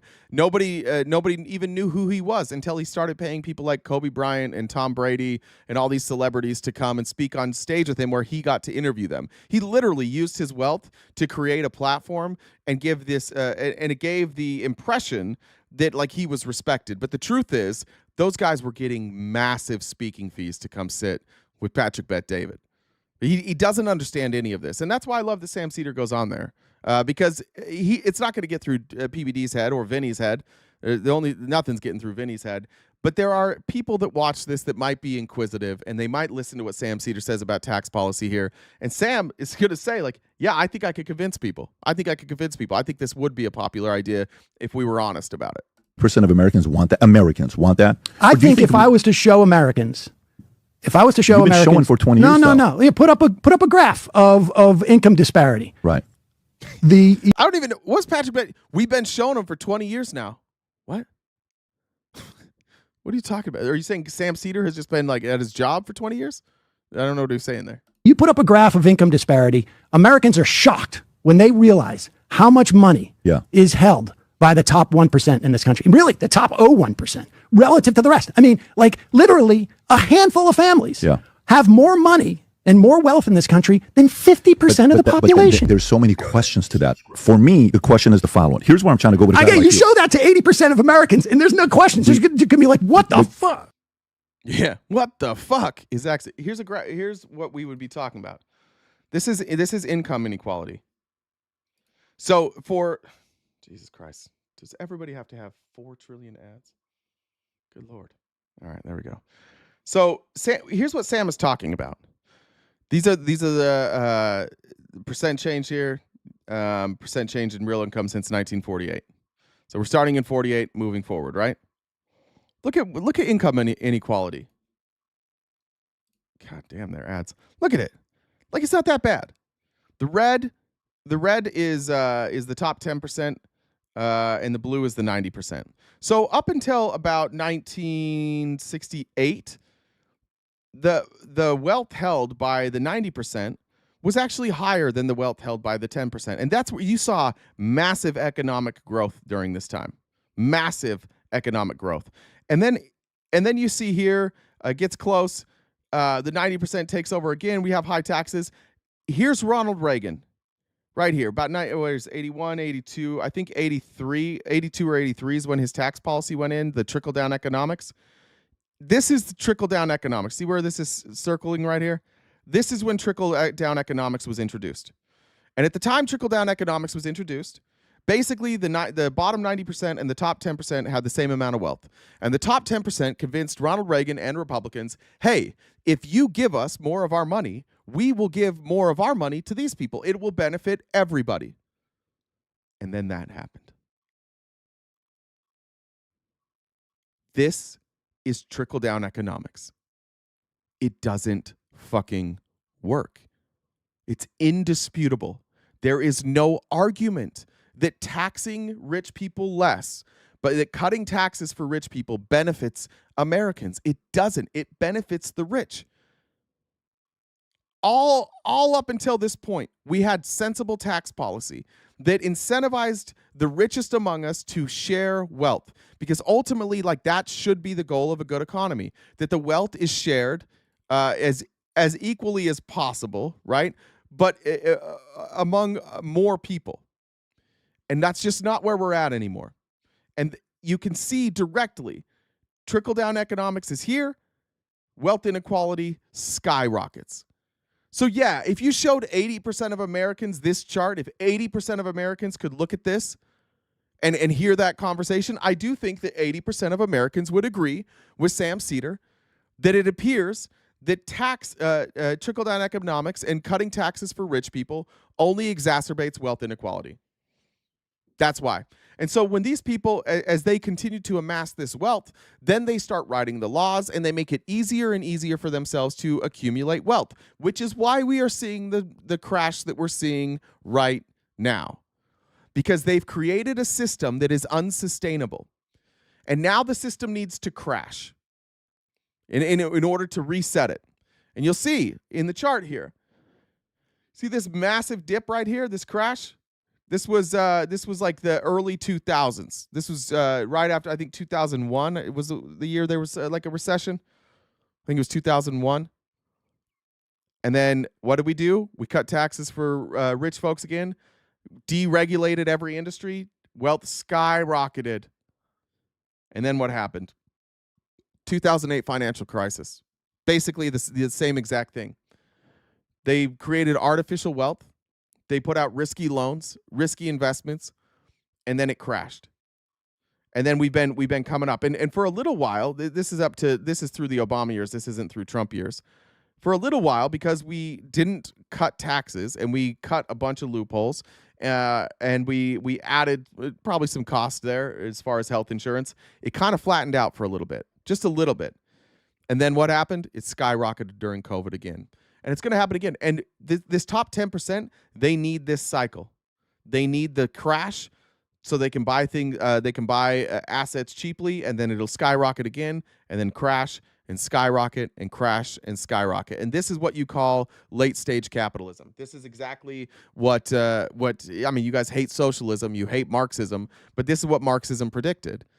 Is that essentially, if you allow capitalists to do what they want to do and have low taxes for rich folks and have a regressive tax rate, that eventually you'll hit late stage capitalism, which requires massive boom and bust, massive boom and bust, massive boom and bust. And eventually, you can see what happens here. The wealth of those who are poor just starts dropping because there's not enough money. They have so much money that like this number can only go down unless we claw some of that money back. The only way to narrow this gap is you have to claw money back. You've got to go take wealth that has been handed over to these people. I mean, Elon Musk's entire net worth has basically been because the government subsidized him all the way up. We have to claw that wealth back. That's the only way to do it.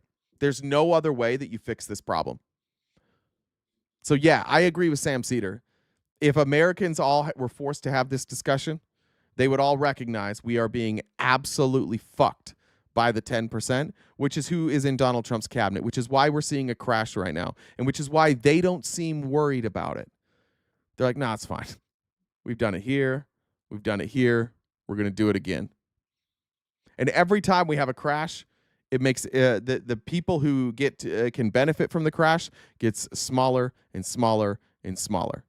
And eventually they will have all the wealth and we will have virtually no wealth. And then we're in just a full-blown oligarchy. Like it feels like an oligarchy at times now, but like a full-blown oligarchy. Good, like you won't own businesses. None of you will be allowed to own businesses. We'll all be working at the behest of one of a handful of oligarchs. And that gets us into the tariffs for today. Because here's exactly what they're doing.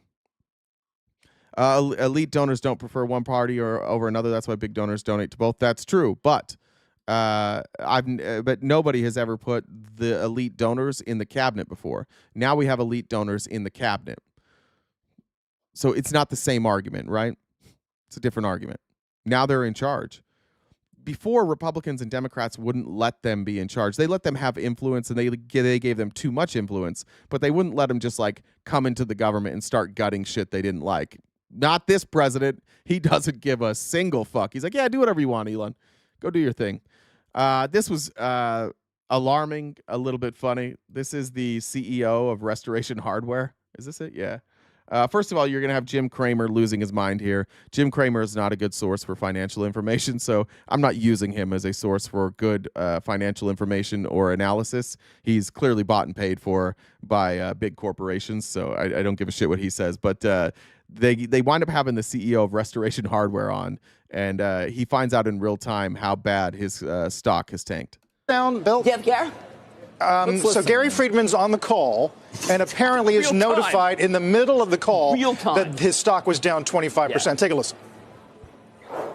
In this race, and where's our stock now? I mean, I guess the stock went down, based on some of the numbers we reported, and then it got killed because of oh, really? Oh, okay. I just looked at the screen. So whoever's there as assistant or whoever's with him was like, showed him the screen. He's like, I don't know how much it went down. And she showed it had gone down 25%. Just, oh shit. I hadn't looked at it. It got hit when I think the tariffs came out, and everybody can see in our 10K where we're sourcing from, so it's not a secret, and we're not trying to disguise it by putting everything in an Asia bucket. So you can kind of figure it out and do the math. I think the people really that I feel worse for right now is all the manufacturers in China or, people who are invested there, like that, move manufacturing. There we go. All right, Val, I'm going to take these comments one by one. Val, do you understand that 10% pay 72% of all U.S. income tax? That's because they have all the money. That's the problem. Yes, first of all, they don't even pay the same percentage tax as we do, but the reason that their tax revenue, even though they pay less of a percentage than we do, the reason they pay more taxes is because they have all the fucking money. See how that works? If they had less money and we all had more money, we would pay more taxes than them. You know who used to pay more taxes? The middle class. They used to pay way more in taxes because they held more of the wealth.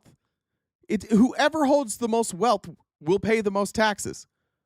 That's why they pay the most taxes. That's what's crazy. Even at a lower percentage, their effective rate is lower than my effective rate. Even at a lower effective rate, they pay way more in total taxes because that's how much more money they have.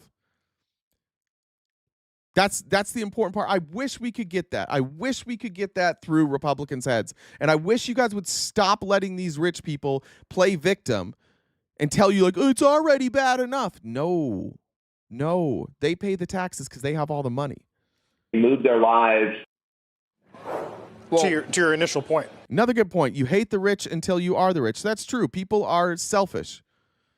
Rich people are selfish. People are inherently selfish. So we need to create a system where you can't be that rich, where you can't wind up holding all this wealth while people starve and people die, or people can't afford health care and people can't afford groceries. I agree with you. People are infallible. I don't know why we keep, one of the weird things about conservatives is how often they think oh, well, if we just changed everything culturally. Yeah, we can't.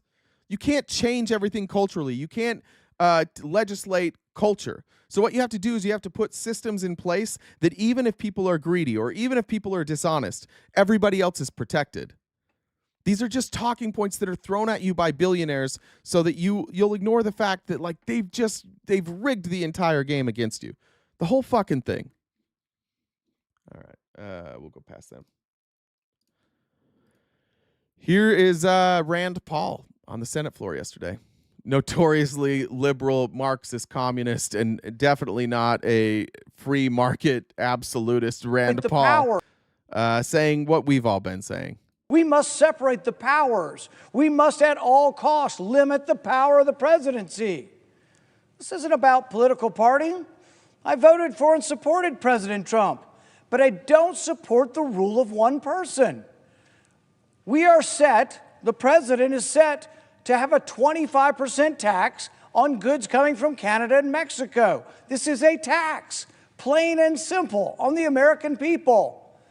But one person can't do that. Our founding fathers said, no, that would be illegal for one person to raise taxes. It has to come to Congress. It has to originate in the House.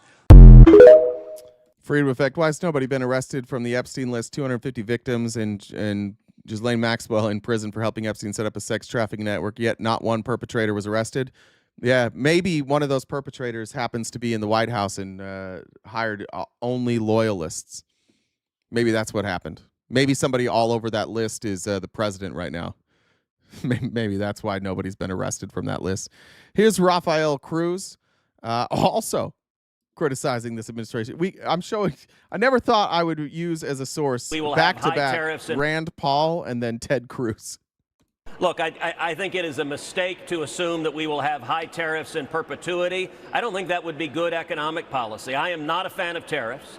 And the announcement yesterday, look, time is going to tell in the next month or two or three what happens. If the result of yesterday's announcement is a lot of our trading partners across the globe dramatically reduce the tariffs they charge on U.S. goods and services, and the consequence of that is the U.S. government dramatically cuts the tariffs that were announced yesterday, that would be a great outcome. That would be good for America. If the result is our trading partners jack up their tariffs and we have high tariffs everywhere, I think that is a bad outcome for America. Tariffs are a tax on consumers, and I'm not a fan of jacking up taxes on American consumers. So my hope is these tariffs are short-lived and they serve as leverage to lower tariffs across the globe.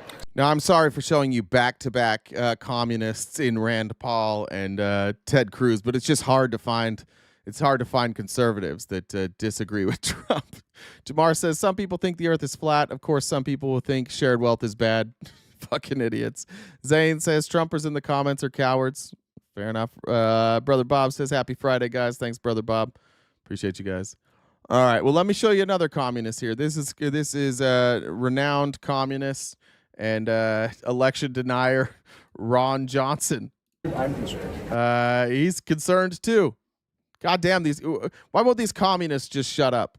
I'm concerned. The stock markets are concerned. I'm concerned. You are concerned about the stock market? Yeah. Again, I don't have the president's strongly held belief that this is absolutely what has to be done. But he's president. I'm not. He ran on this, and I hope he's absolutely right. And if he's not, then what happens next? What can Congress that's do? hypothetical. I can't. Yeah, we're fucked if he's wrong. That's what happens. Let's see. Don't worry though, Republicans. I've got you taken care of. Rand Paul's not with you anymore. Ted Cruz isn't with you anymore. Ron Johnson's not with you anymore. But you still got Weinbox, Janine, Judge Janine here. And now she's not with you in the sense that she has a defense for this. She just wants you to know, like all good culters, that she doesn't give a fuck what happens. She just loves Donald Trump. And you know what? I don't really care about my 401k today. You know what? Not that I can afford it. Not that it isn't important. Not that I'm not at a point in my life when I should be worried about my 401k because she doesn't have a 401k. Her 401k is dead. What's her net? Judge Janine's net worth's got to be like 20 million. She's not worried. Of course, she's not worried about a 401k. This is a rich person with a face full of plastic whose job is to be a propagandist on TV every day telling you, I know that everything, like, I should be worried. I'm just like you guys. You all are 96 years old and look like you were just inflated like a balloon. You are all the same as me. We all have a net worth of $20 million and we all get paid millions of dollars to sit on TV and do propaganda. So don't worry about it. what? Not that I can afford it. Not that it isn't important. Not that I'm not at a point in my life when I should be worried about my 401k, because I am. But this is what I believe. I believe in this man. And I believe that what we're seeing now with his bringing in $1 trillion in business and manufacturing and companies moving back to the United States and seeing what we saw. Not relevant to what's happening right now. By the way, bringing manufacturing jobs back to the United States doesn't fix wealth inequality. It doesn't fix this stock market crash. Also, there's no actual agreement for that $1 trillion. None. It's just like people have said, like, we plan on making investments. A lot of those investments were already planned ahead of time. Some of those investments that are included in that $1 trillion came from the CHIPS and Science Act. She's telling Americans, hey, you know what? I know your 401k is fucked, but would it help if I told you that 10 years from now, we're going to have more manufacturing jobs? No, of course it doesn't help. No, of course that doesn't help. That doesn't fix any of this. Those jobs were already announced before you did these dumbass tariffs. So why did we need the tariffs? If you were already secured the agreement for them to bring back the jobs, then why are you doing tariffs? Because the Republican argument, it seems to be both sides of this. It's like, we got to do tariffs in order to bring jobs back, and we already secured the jobs coming back. Somebody make sense of that for me. But congratulations, MAGA, that are angry here. You got Judge Janine on your side. Saw during COVID when we couldn't, we had all those supply and supply chain. We saw it during COVID when we had supply chain issues. Yeah, it's going to get a lot better. It's going to get a lot better if we don't have global trade. That'll make things better. Just eliminate global trade, and then things will get better. Don't worry though, guys. You got Judge Janine and you have Ben Shapiro on your side. President Trump declared that it was, in fact, Liberation Day. His giant tariff policy that he just dropped on the market unilaterally, probably unconstitutionally. Nope, maybe you don't have Ben Shapiro either. Ah, shit, you just got Judge Janine. Ben Shapiro's taking it a step further. Not only is it dumb, it's also unconstitutional. Trump's reciprocal tariffs impose hundreds of billions of dollars in new taxes on Americans, be the largest tax increase since the Revenue Act of 1968. One of the biggest tax increases on American consumers in the history of America. And it's going to cost American consumers. It will cost American producers who use inputs from other countries. the Dow Jones Industrial Average plummeted immediately more than 1,000 points. The S&P 500 plummeted more than 3%. The NASDAQ plummeted almost 4.5%. There are real-world implications for this sort of stuff. Trade wars are, in fact, not good and not easy to win, particularly if you don't actually have a plan. It is predicated on a bad idea. This fucking communist, Ben Shapiro, this fucking socialist, this lib, this woke piece of shit, Ben Shapiro. Don't listen to wokesters like Ben Shapiro, Republicans. Knock it off. Of how international trade works. A fundamental misunderstanding of trade deficits. Trade deficits they're an accounting procedure. Trade deficits have pretty much nothing to do with the health of an economy. Isn't that what I said? Remember you guys got mad at me for saying that earlier? You better be mad at Ben Shapiro too. Name you a period in American history where there was a fairly large surplus in America's balance of trade. The entire Great Depression. Whoops. Cello Chick says, thanks for all you do. Have you seen the viral post about Canada's agricultural tariffs pre-trade war? That's fake, isn't it? Oh, now I know. I asked Jen to find it. Yeah, I know what you're talking about. Yes. So those are based on quotas. So those massive tariffs that... How do I do that again? Come back down. There we go. Those massive tariffs that are constantly being quoted from Canada, that's only once you hit the quota. So 99% of the tariffs in Canada, or not 99% of trade with Canada is tariff-free. Occasionally, if we hit a quota, you'll hit those like 200 or 300% tariffs, and it's almost no trade because nobody's going to buy it at those prices. So it's almost never does that happen. But so yeah, the way they're being presented as if Canada's charging us those prices is untrue. But they do exist occasionally, like 1% of the time it happens, and we have protectionist tariffs like that too. That once a quota is hit, we up the rate. And again, they're just showing you those rates so that you don't pay attention. They're showing you those rates so that you think we're being ripped off and that you don't ask any more questions. And even like we're showing you, there's Ben Shapiro. He's not buying it. Ron Johnson, Ted Cruz, Rand Paul, Restoration Hardware CEO, who's a big Trump supporter. Here's Jim Cramer again. Jim Cramer actually went and did some math, which is great. But I went deep on the numbers today, and the numbers did not make any sense. And I was actually. I was doing like bananas in Vietnam. You did Cramerica. Well, I just said, it's one of these things where if I'm doing 100 billion and you're letting me do 10 billion and I'm letting you do 100 billion, there was a way to be able to make it work. But the numbers that they did, and they had this ridiculous. I mean, that was the chart that they had with the MAGA is reduced in the comments to your tone says you're lying. Your tone said okay. If that's honestly it's all you've got left now because all the people that you listen to normally are siding with me.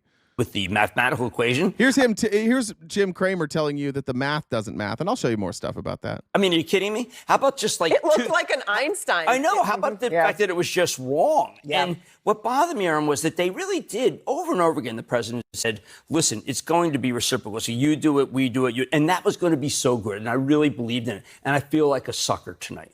Because I am not a free trader, and I do not believe in free trade. And I was just as tough, if not tougher, than his people. But they screwed it up, and they did it a totally ill-advised way. And I was very let down as someone who really, truly believes that free trade is awful for the American working person. This is what they came up with.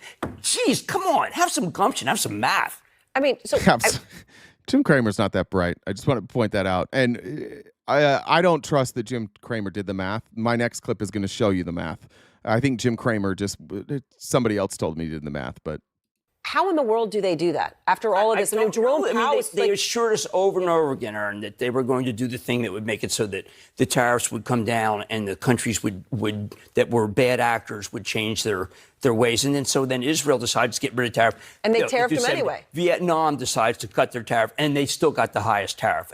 It was such a shame because they missed the opportunity, and now they have to pay the price.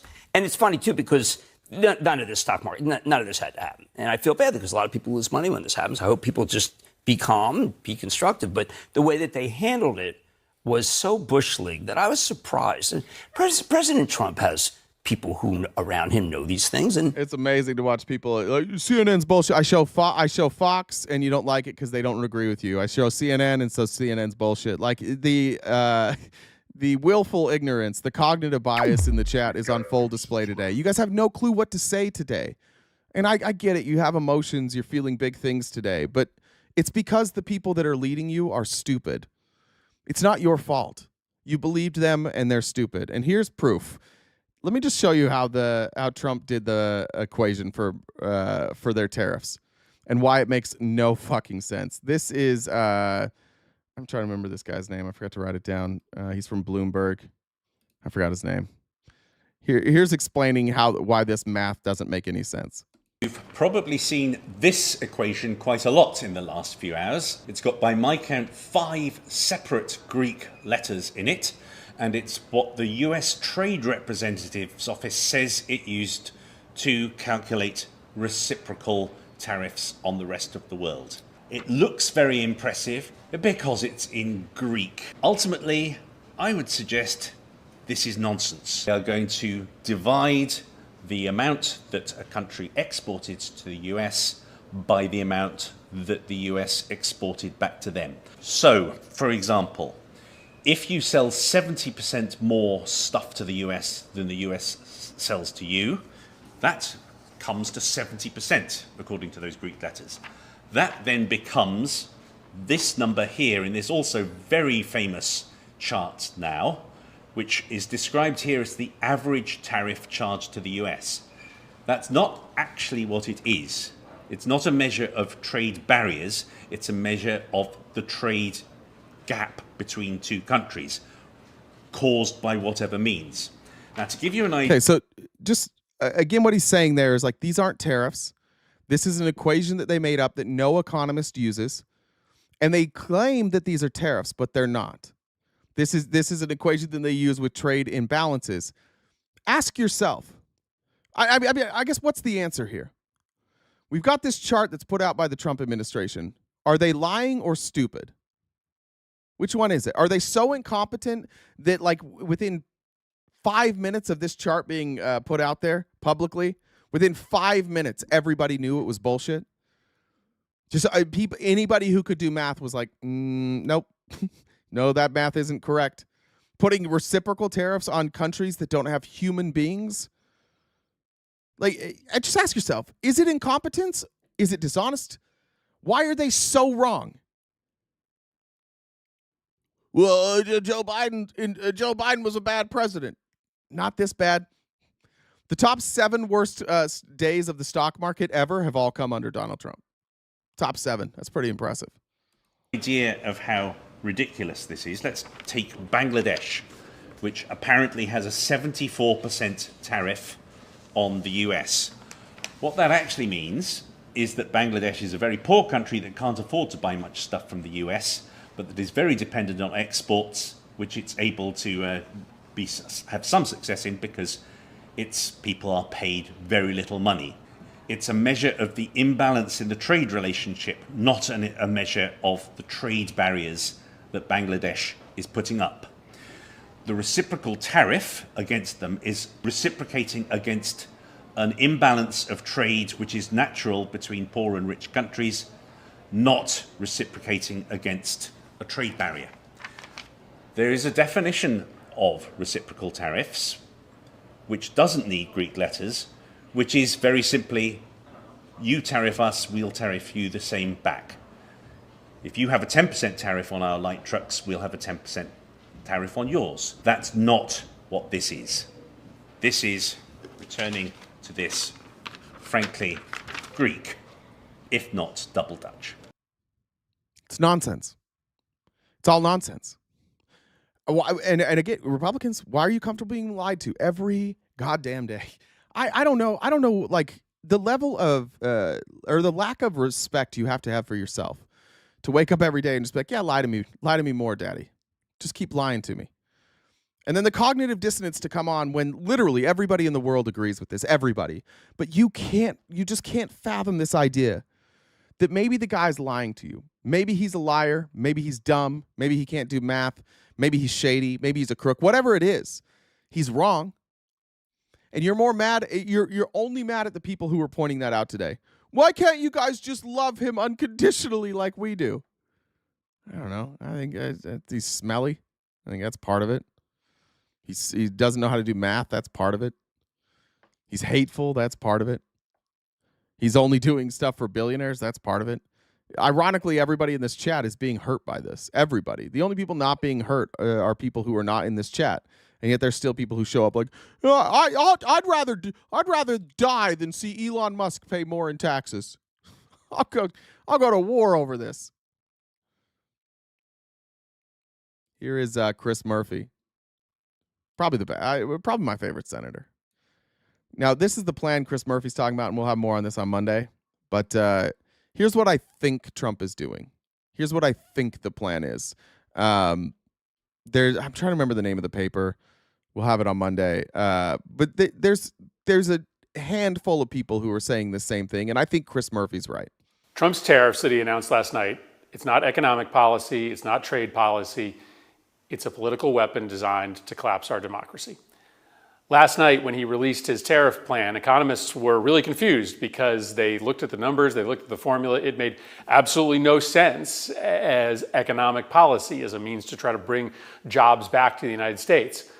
That's because it's not trade policy. It's not economic policy.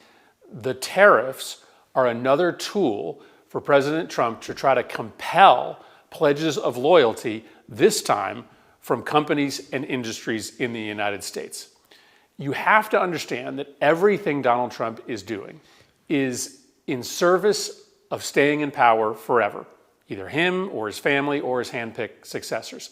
He's trying to destroy our democracy. That's why he is going law firm by law firm, university by university, to try to bully them into pledging loyalty to him. The tariffs are going to be used to do the same thing to private industry. Why are the tariffs so widespread?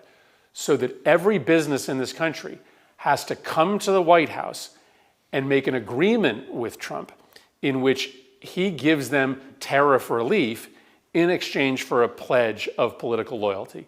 What could that pledge look like? Well, maybe they agree to champion his economic policy publicly. Maybe they agree to make contributions to his political campaign. Maybe they agree to police their employees to make sure that nobody that works for that company works for the political opposition. What he's doing to universities and law firms, he's now about to use tariffs to do to companies in this country. That is the game. That is the story. It doesn't make sense as economic policy because it isn't economic policy. It's an attempt to try to collapse the economy so that all these companies have to come to him to make pledges of political loyalty. That, frankly, makes it much more insidious, much more dangerous. But if we know what he's doing, if we understand the objective, that makes it a lot easier for the public to fight back. Trump's tariff. That's the explanation that makes the most amount of sense when you take into totality like what the actions of this administration and the demand for loyalty. That's the one that makes the most sense. The tariff, the argument that like these are retaliatory tariffs to make trade more free and to benefit Americans is silly.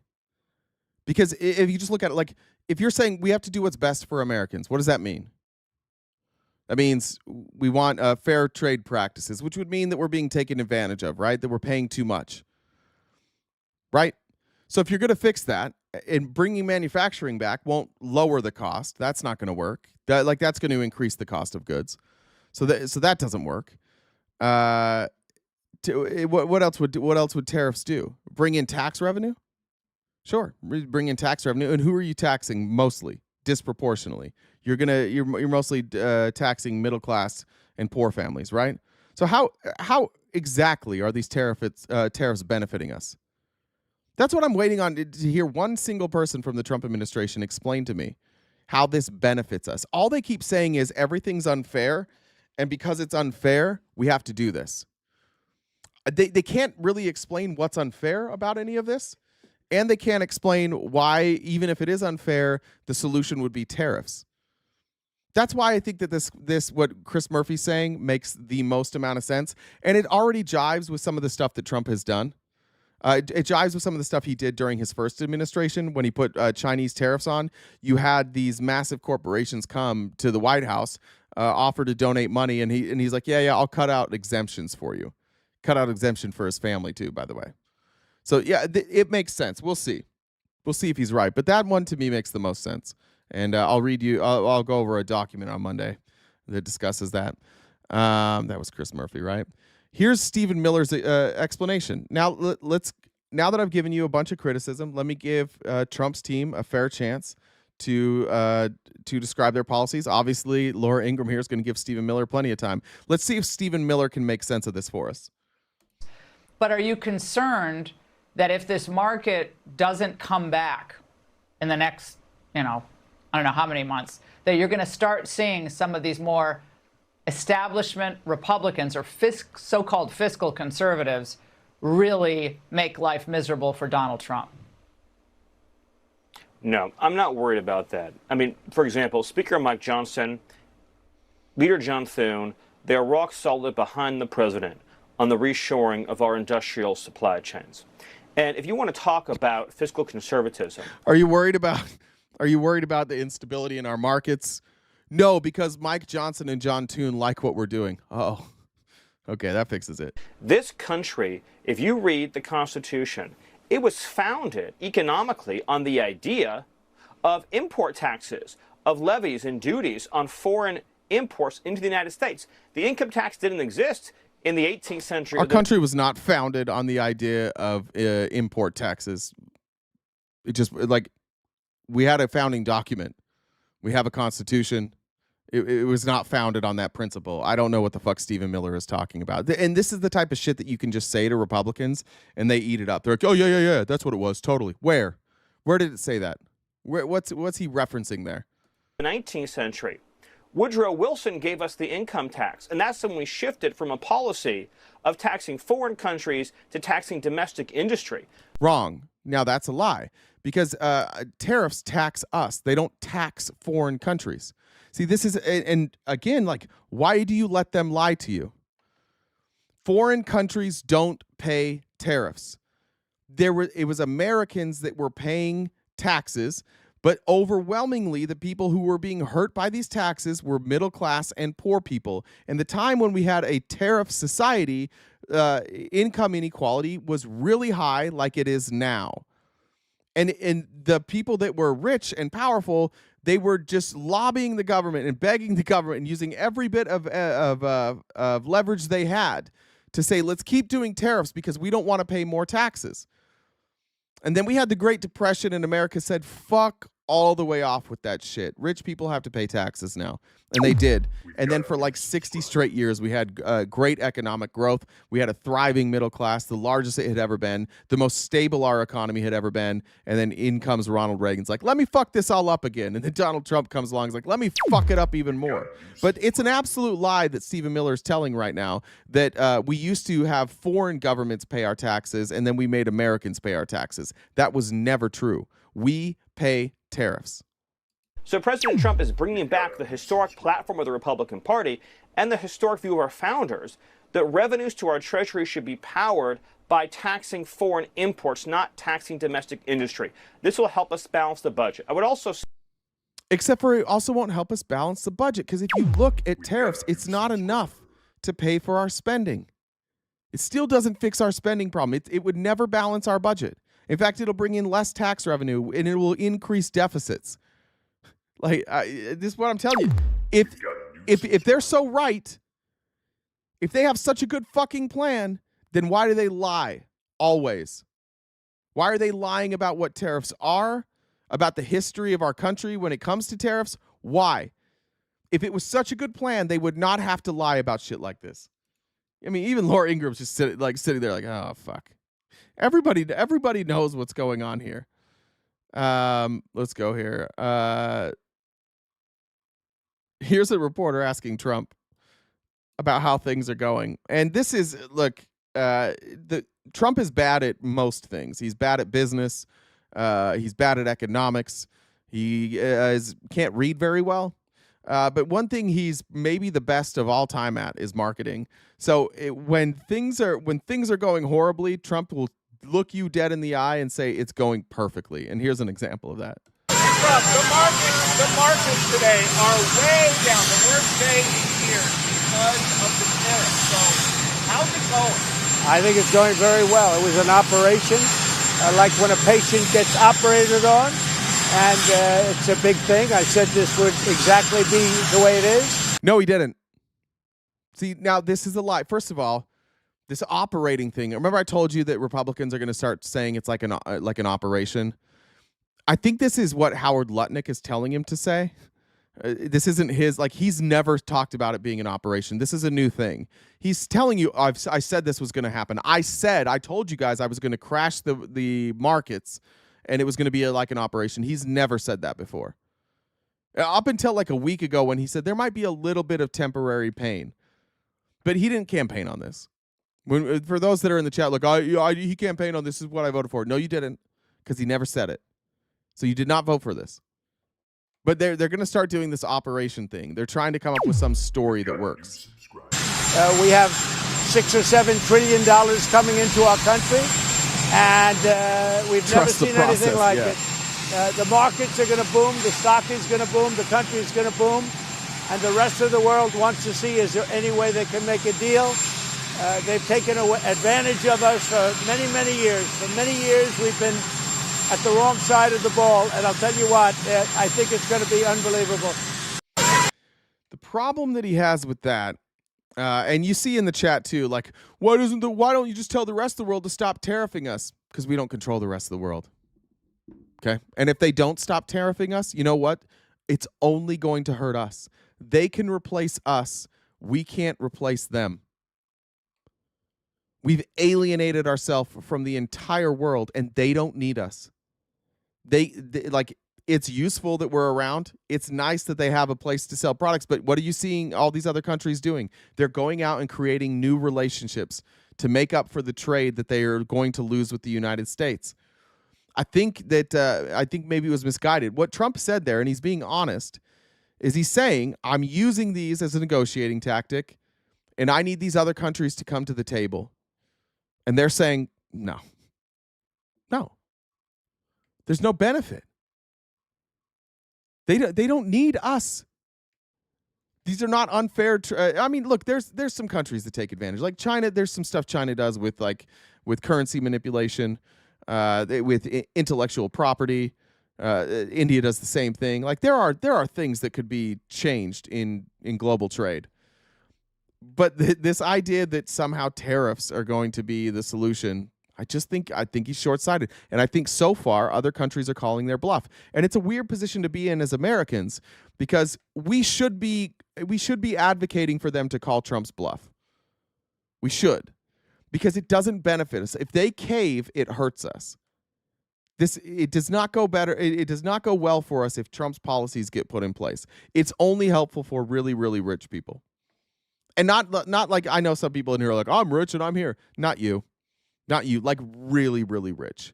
Like billionaires. We need them to hold firm so that Trump and get Trump to drop the tariffs as soon as possible. That's what they need to do. And every day the stock market crashes, more and more pressure will be applied to Trump.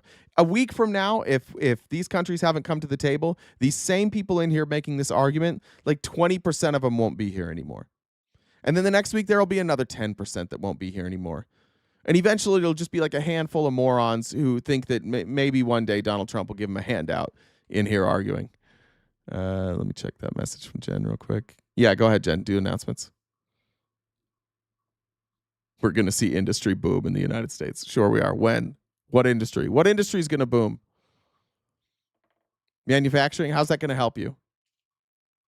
Notice how they're not telling anybody how it's going to help them. Hey, Jen. Okay. What starts with an F and ends with ut? Ut? What starts with F and ends with uck? It's probably not fuck. It's probably something else. Fire truck. Fire truck. I like that. Hi, Jen. Yeah. All right. So we've got about an hour and a half left of the show. We typically start Friendly Friday around noon Pacific Standard Time, so we can help knock out the rest of that gift goal. We can get to Friendly Friday sooner. So Venmo, Cash App, PayPal, Super Chats, all that go towards knocking out that remaining balance. Also, if you haven't subscribed to us on Twitch, you can do so. I just realized my Amazon Prime sub had to be renewed, so you might want to, if you haven't used your Amazon Prime sub, you can for Twitch. So you have to do that. You have to redo it every month. It doesn't. Yeah, it comes monthly. Yeah, I didn't know every that. month you have to redo it. I'll have to check mine. So because I was watching it, and all of a sudden a commercial popped up. I'm like, what the fuck? So yeah, I had to redo mine. So if you haven't done it on Amazon or on Twitch, excuse me, you can use your Amazon Prime sub, and it'll work that way. Please subscribe to us over on YouTube. We also have 4 different memberships. This is our job as much as you guys hate it. And we appreciate your engagement and supporting our channel. So I'm glad you guys are here for at least that part of it, even though you're crying. If you guys want to talk to Jay, the way you do that is you DM me on Discord. It's the same as the Venmo. It's Jen, JENN, DUB, the number 1. Just DM me on Discord and I will add you in to talk to Jay. Also check out our link tree. We've got merch. We've got other social media platforms. All that kind of good stuff. So yeah, like I said, we've got about a half hour left till Friendly Friday, but we need to knock out that gift goal. So what kind of meat do priests eat on Fridays? I don't know. None. Come on. It took a second, actually. All right. Let's go on here. Okay. So here's Howard Lutnick doing this operation argument now, too. And I think like it feels like they're testing this out. You guys tell me what he's saying here. You tell me what I'm supposed to learn from this. Need to protect our American workers and these other countries. You have to understand it's not just their tariffs. Their tariffs are the tip of the iceberg. It's the non-tariff trade barriers. It's the subsidies. It's the manipulation. It's the rebates. It's all sorts of things. They don't let us bring our beef in. They don't let us bring our corn in. You got to realize it's a because they grow it too. Okay? What Howard Lutnick is saying here is it's not fair that other countries don't let us supply all of their goods. It's not fair that they have industries too. It's not fair that they subsidize their industries. This is unfair. Meanwhile, here in America, we subsidize those industries. The same industries he's complaining about that other countries are subsidizing, which they're their own country. Why can't they subsidize agriculture just like we do? We're doing the same. We do the exact same thing. He's literally just saying, I don't think it's fair that they don't allow us to do everything. Tip of an iceberg, the water, below the water, they just won't let us trade. They take advantage of us. Denise. And Donald Trump finally is standing up for America. And you know what? He's right. The operation has happened. It was yesterday. The patient, I get it. The patient's in bed and starting to recover. But what it's going to do is it's going to create a renaissance of manufacturing. It's going to be the employment of American workers. It's going to be the America we know and love. And we just had to wait for the AI technology boom to be here now to let us compete with all that cheap labor all around the world. It's All right, let's talk about it. So if we're going to bring back manufacturing jobs and we need to compete with cheap labor, and the solution to competing with cheap labor is AI, how's that bring the jobs back? Sounds an awful lot like they think they can replace labor with AI. How's that work? Now explain that, Republicans. Explain that. The solution is we have to wait until AI catches up, which, by the way, we're still years away. So how long are we willing to suffer for? And then what's the payoff? The payoff is AI will replace a bunch of jobs. That's the plan. They're just telling you what the plan is. Like, this isn't that deep. This isn't 4D chess. They're saying it's not fair that these other countries have cheap labor. It's not fair that they can do things cheaper than us. So what we're going to do is we're going to punish them because they can do it cheaper than us until the point that AI can do their job, and then we'll take it. So it's not really going to bring back that many jobs, right? Thanks for the sub. There's 8 million jobs right now that we need filled in this country. We already can't fill the jobs that are there. Bringing new jobs is not necessarily a benefit. Bringing new investment is not necessarily a benefit. And that's why, like, I see the Republicans in here that are saying like, oh, you guys used to like tariffs. Nobody, and I mean nobody, is against tariffs except for one group of people, libertarians. Libertarians are the only group I know of that are staunchly against tariffs. Joe Biden used tariffs. Joe Biden put 100% tariff on Chinese EVs. Joe Biden largely kept Trump's previous tariffs in place. Now, you might remember that Trump's first administration, they used tariffs and nobody really talked about it. You guys keep ignoring this fact that, like, you go back and you show videos of Nancy Pelosi and Chuck Schumer and you're like, so you guys used to like tariffs? Yeah, notice we didn't say anything about it the first time around either, huh? What we have a problem with is blanket tariffs that don't make any fucking sense. I like corn. I'm a big fan of corn on the cob. Put a little butter on it, little salt, little pepper. It's a great summer treat. I don't like it shoved up my ass. I'm not anti-corn. I'm anti-corn when it's doing something I don't like. That's when I don't like corn. I don't like tariffs when they fuck people over for no reason. I don't like tariffs when we're paying them for no reason. I don't like when the person in charge of tariffs doesn't understand how tariffs work. Nobody outside of the libertarians is against tariffs. So you can stop with your bullshit argument. The only reason you make that argument is because it's the only way to make sense, because you can't defend any of the positions. You can't defend the fact that Donald Trump, 1, doesn't know what a tariff is, 2, doesn't know how it's paid, and 3, doesn't know how to use them effectively. And so because you don't have answers for that, you just show us clips of like, look, you guys used to love tariffs. Nobody in the history of the world has ever loved tariffs, but we were okay. Like, we were okay with them. They didn't give anybody any sort of feeling until now. And now it's like the only way a Republican can get hard is to stare at a picture of Donald Trump and have somebody chant tariff and hope they can finish. That's it. That's where we're at now. Not say that ever again. That would be fantastic. That'd be awesome. But we do have Josh from YouTube chat. The one person who grew up here is in the other chat. All right, let me do this then. I'll hop over there. Thank you. FOD said, for bringing a renaissance of golf shot cake vids. We're going. All right, let me hop over here. There we go. Hey, Josh, can you hear me? Yes, sir. How you doing? Good, man. Welcome. Thank you. Glad to be here. Yeah. Just scrolled across your YouTube page, and I wanted to chat with you. Sure. I just wanted to say first how I think that tariffs will help us.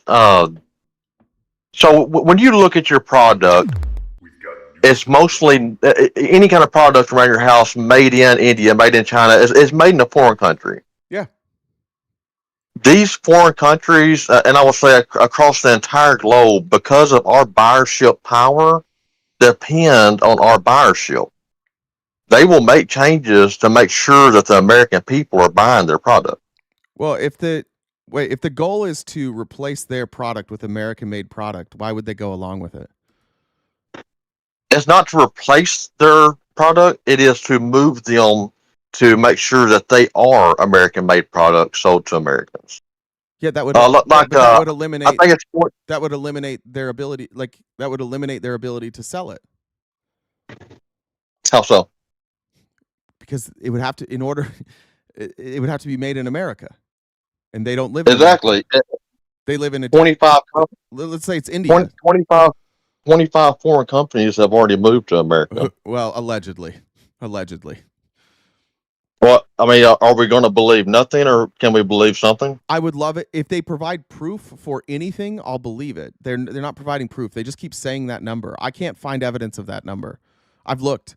I would argue Democrats are doing the same thing. What's that?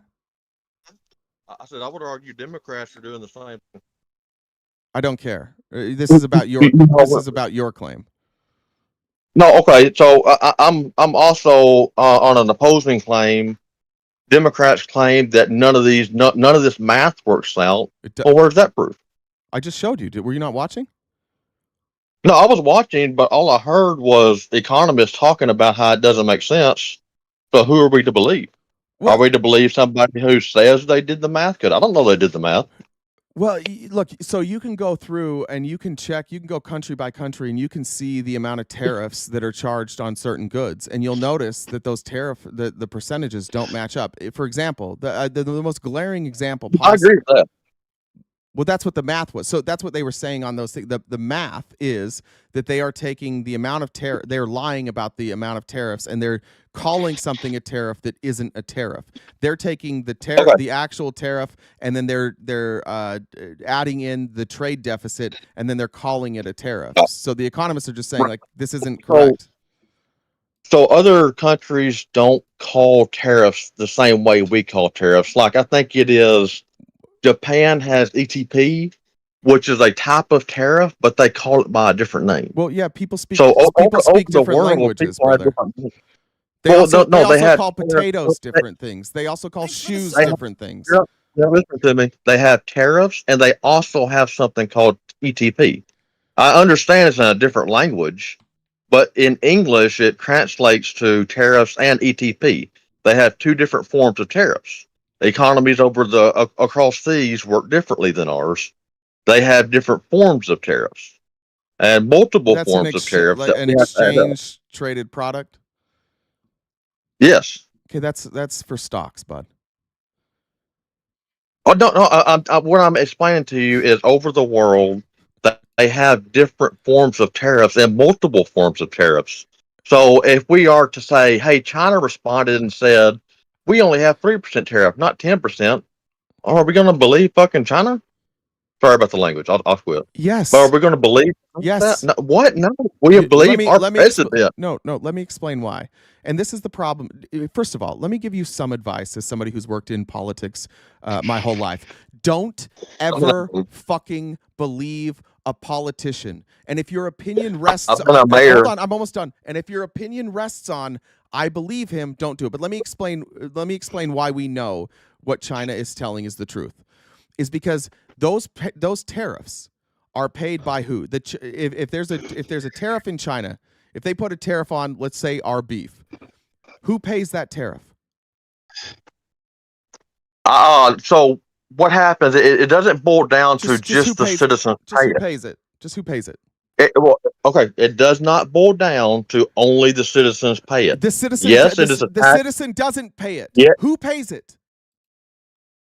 If we have a tariff on them, we pay the tariff. Brother, just answer the question. This is not a gotcha. I swear to God, this isn't a gotcha. I'm trying to explain it. The people pay the tax on the people. Listen, I ship beef to China. It's imported into China. It comes through in the port. Somebody's going to come pick up that meat, right, to take it to their restaurant. Right. At that point, they pay a tariff, right? Right. Okay. Why would they lie about paying that tariff? Because it's China, and most companies are government-owned in China. That's also not true. That's 100% true. It's a communist state. It's not. Communism can't have government. They call themselves the Chinese Communist Party, but if you are communist, you can't have a country. You can't have currency. You can't have a class system. You can't have a government. Communism doesn't include it, but it doesn't. But again, what you just said is they're lying because they're communist. I say they're lying because of the same reason you said they're lying, or you said politicians lie because the government's in control and politicians lie. So is your claim then that they're lying about their tariffs and Trump is telling the truth, and so we should just let him do whatever he wants? Is that your argument? Now, I do want to be clear. I don't trust Trump. Could you answer my questions, please? I just said I don't trust Trump. I'm trying to answer your question. I didn't ask you if you trust him.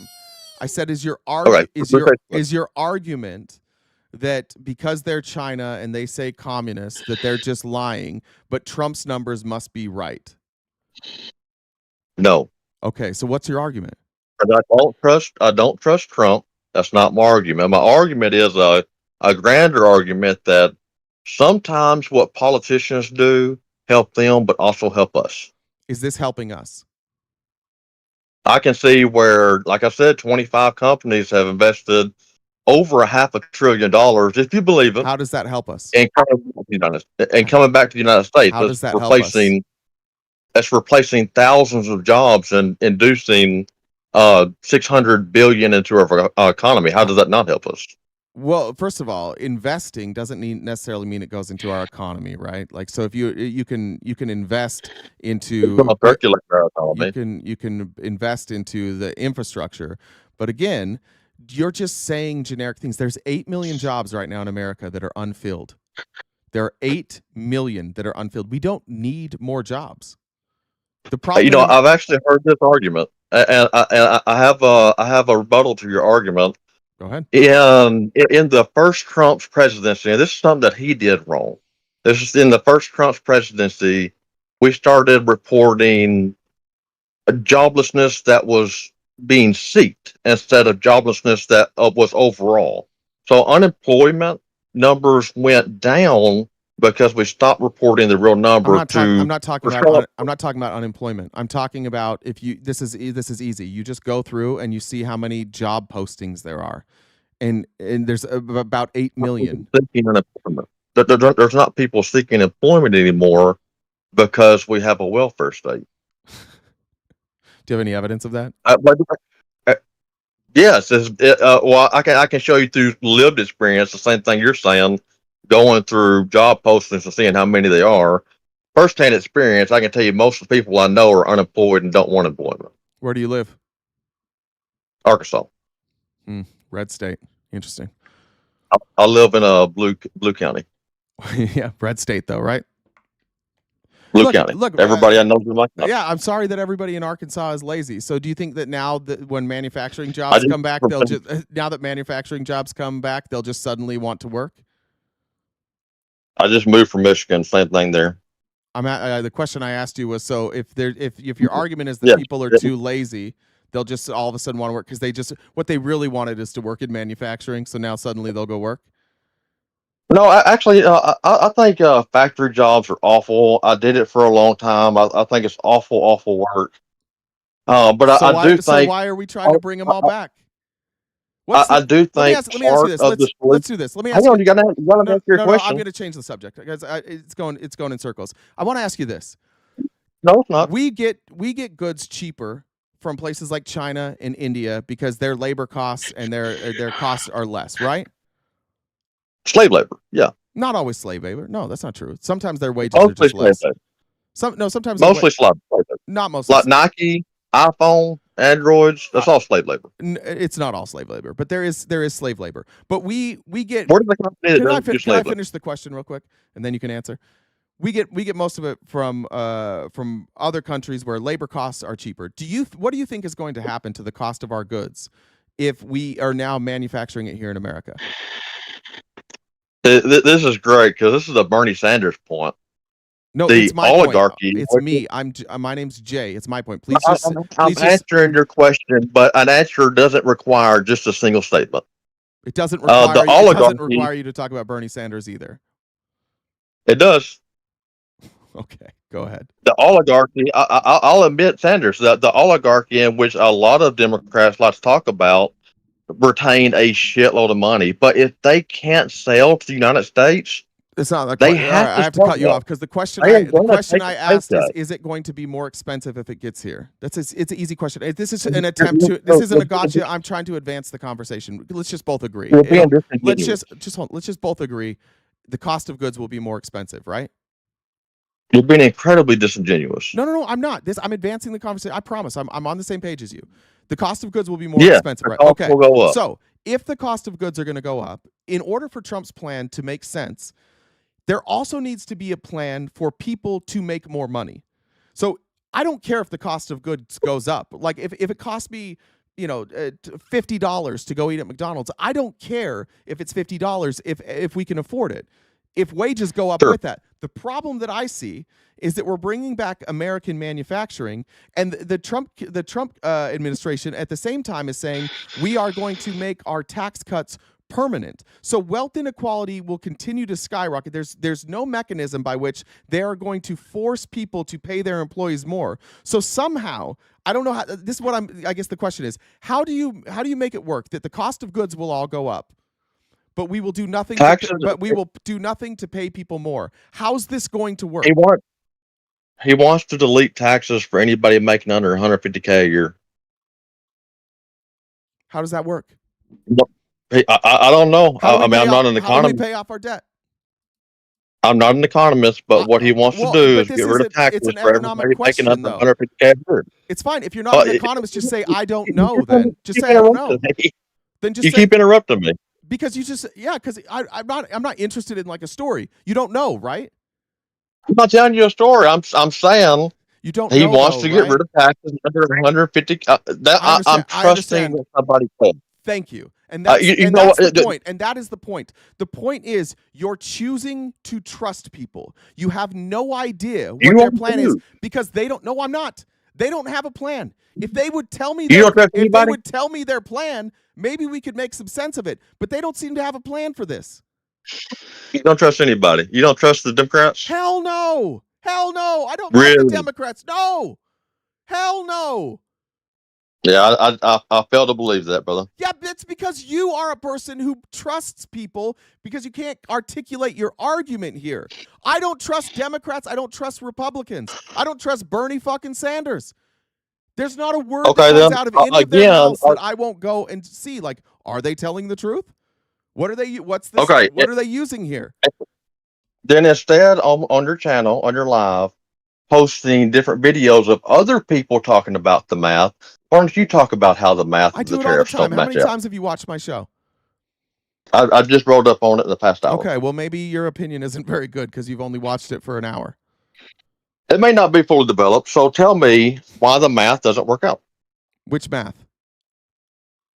We'll do the tariffs on the UK. Why do the tariffs on the UK not match out? One, because you can't. Why are we not going to benefit? Because all that does is increase the cost of goods for us. So the American taxpayer is going to pay more, but we're not paying American workers more. So it's going to cost us more, and there's no benefit that they can't tell us what the benefit is here. Okay, so right before I got on the call, you said nobody's against tariffs, that we're against these tariffs. No. Your argument is tariff bad. Why is the tariff bad? Why is this specific tariff bad? Why is this specific one bad? Because you're repeating why tariffs are bad altogether. Yeah, so tariffs are like, so for example, when Biden put the 100% tariff on electric vehicles here. These tariffs. The tariff against UK, that specific tariff, work out that math. I'm trying to help you here because the reason you use tariffs is to protect certain sectors of your economy. So I don't know what England produces a lot of. Let's just say it's pinto beans, right? And let's say that they can produce pinto beans cheaper than we can. But we have all these pinto bean farmers here in America. And if the UK is shipping over pinto beans and they're cheaper, that destroys the industry here. So I might say, because for whatever reason, the UK can grow pinto beans cheaper than we can in America, if I let them flood our market with cheaper pinto beans, it's going to hurt pinto bean farmers here in America. So I would put a tariff on the UK to make sure that at the very least, the prices are equal. So tariffs can be good because every country has different production costs, and sometimes they can do things cheaper than others. And you don't want to allow another country to come in and decimate a sector of your economy. So sometimes tariffs are good. My issue with these in general is that they are blanket tariffs. So they're just going to artificially raise prices for some things that we don't even make in America. Some things that we don't have a different option for. They're not blanket tariffs. Yes, they are. They are different for every country, depending on economic status with every country and deficiency within what we've had in the past. When I said blanket tariffs, I didn't mean that every country is going to pay the same percentage of tariffs. I mean that what Trump is saying is we are going to put tariffs on every good coming from this country. Have you broke down how the individual tariffs add up between each country? What? It's saying that I'm going to use it. I said, have you broke down how every tariff adds up inside of a country? We're not just throwing a 17% tariff on Japan. Yes, we are. That's how all the individual tariffs add up. What? That's how all the individual tariffs between the different industries add up. That's not the one tariff on the country. Yes, it is. Tariffs are No, it's not. Yeah, that's why it's a You know what? percentage. I think this might be the divide. I think Democrats think there's a blanket tariff on the entire country. It's not. Yes, it It's how is. the The way it's the listen, you can cumulative look at the tariffs numbers. at Did he break it down? Did Trump break down that in all those countries? Is there anything that the Trump administration has put out that said here are the different percentages of each good in each Yeah. country? No, where is it? Where do I find all that? over online. Where do I find it? It's all over the internet, man. Yeah, that's an easy thing to say. So Where did you find it? New York Times. The New York Go ahead. Times. So yesterday? Yes. And what did they say? Hell, if I know, it was like 200 different industries. And wait, so what they said is that like the Japan tariffs, that the 17%, I don't even know if that number's right in Japan because I haven't looked. So I'm just going to I don't assume know that if you're it's right. right either. All right, let's just assume you're right. example. Let's just assume you're right for argument's sake.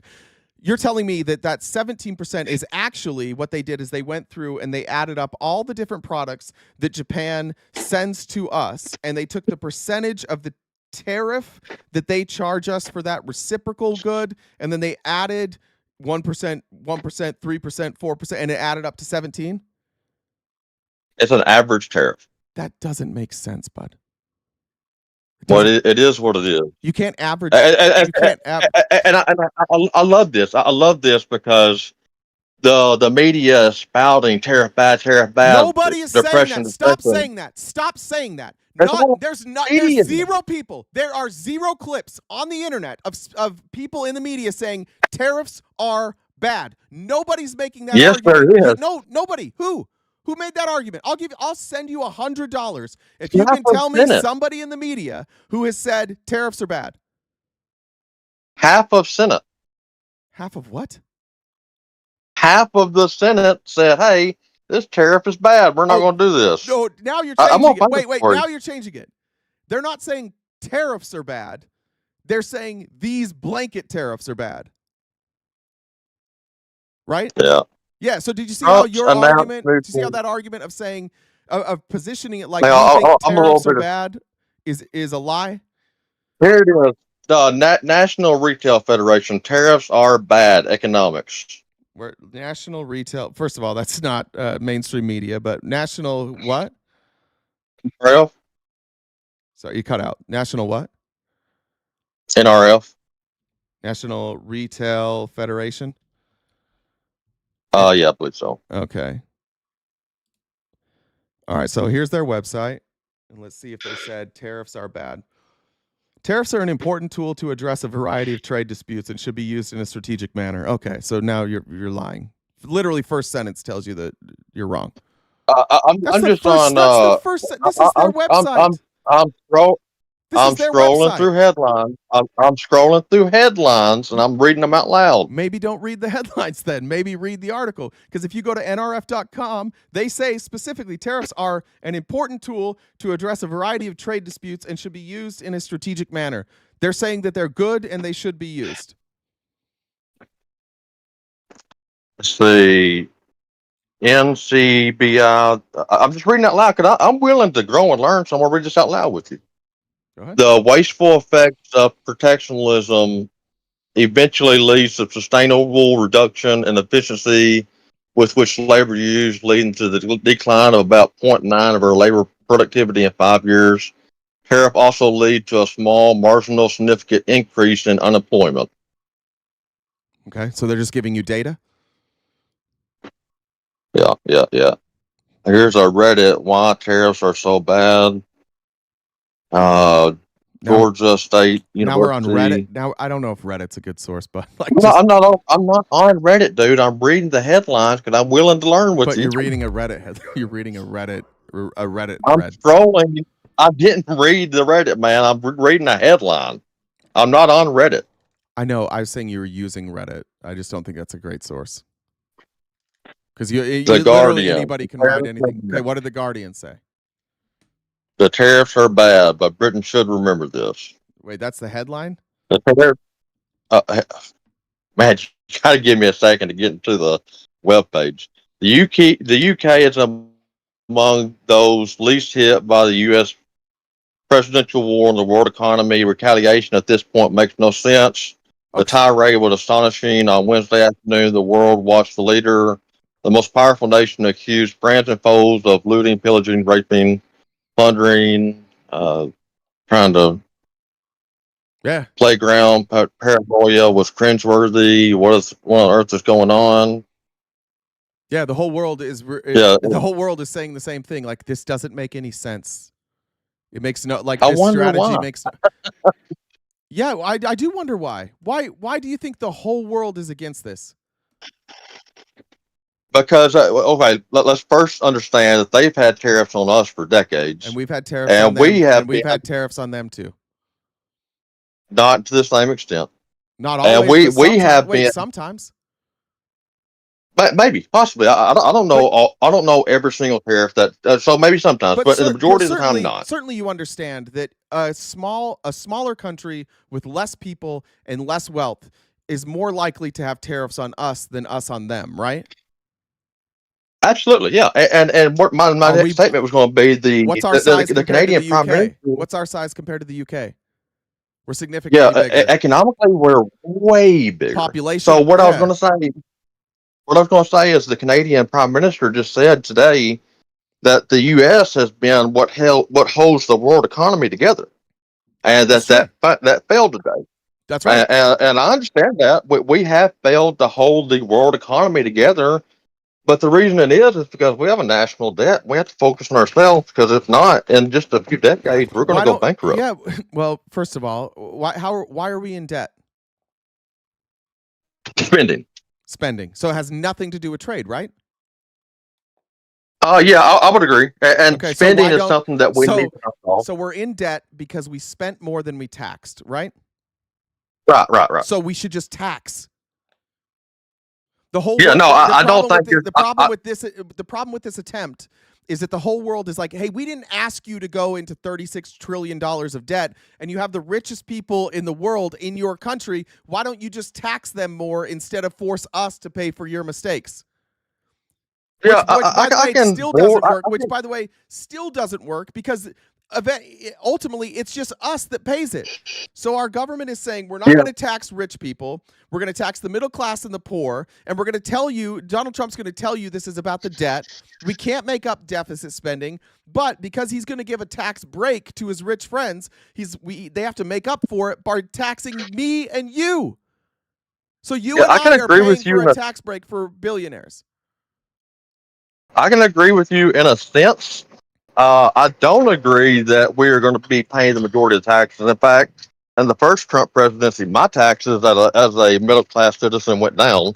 Yeah, and debt went up. And it's probably going to again. And debt went up. So was that good or bad for our country?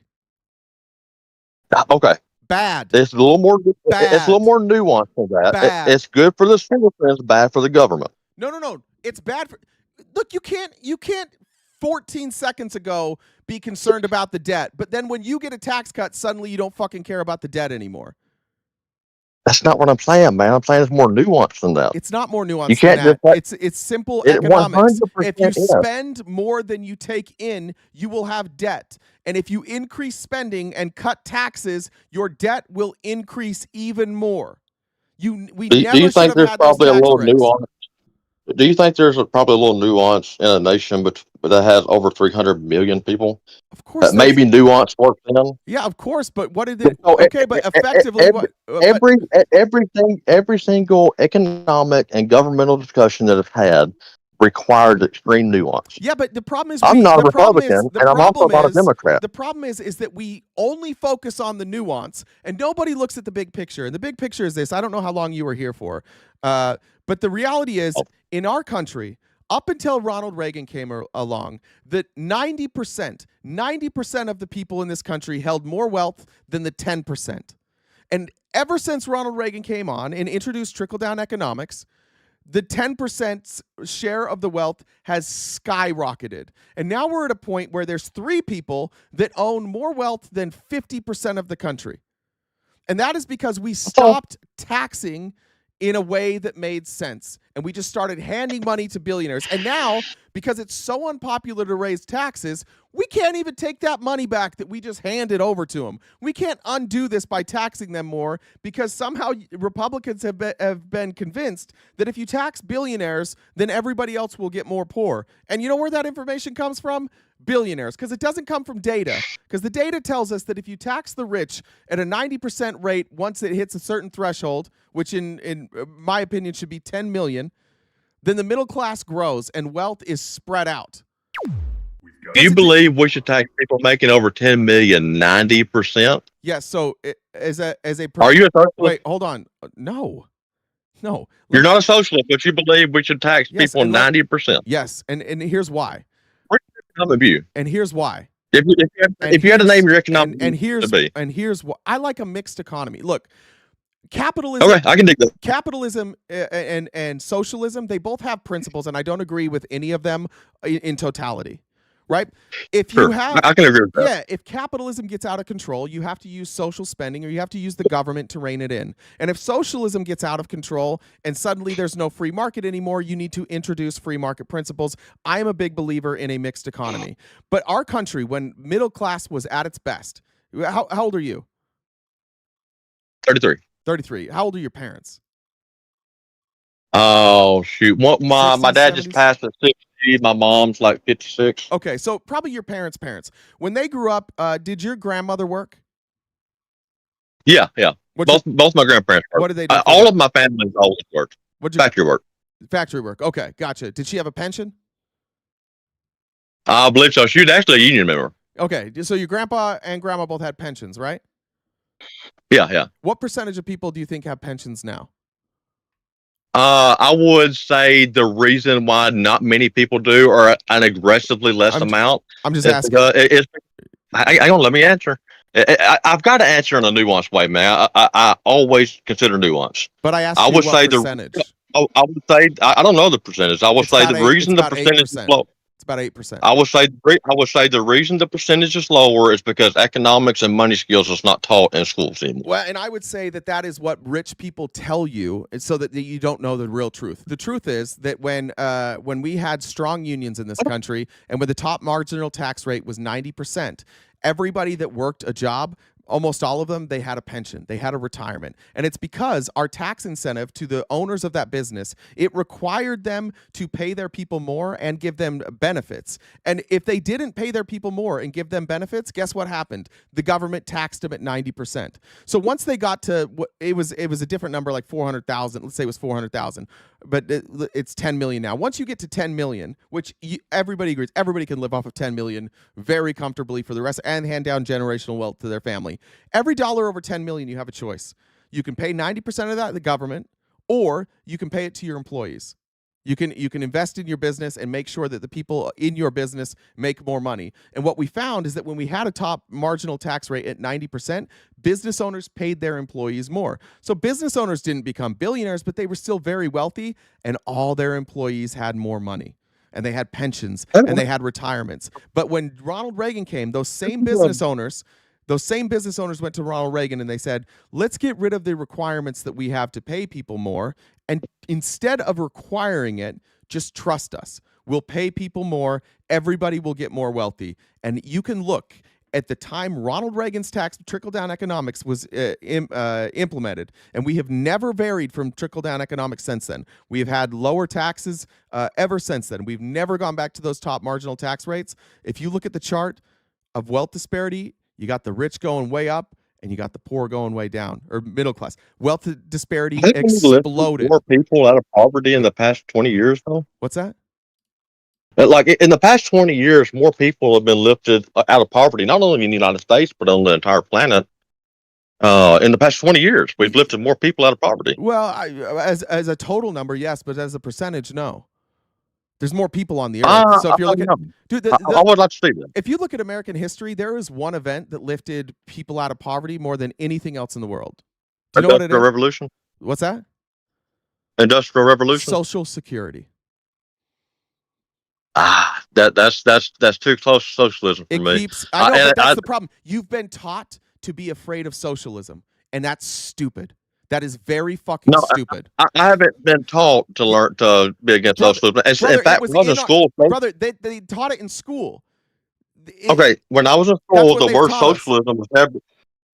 When I was in school, the word socialism was never introduced to me. I didn't learn socialism until I was in my mid-20s. I know, but what they do is they paint all the bad guys as socialists, and they say that it's bad things happen because of socialism.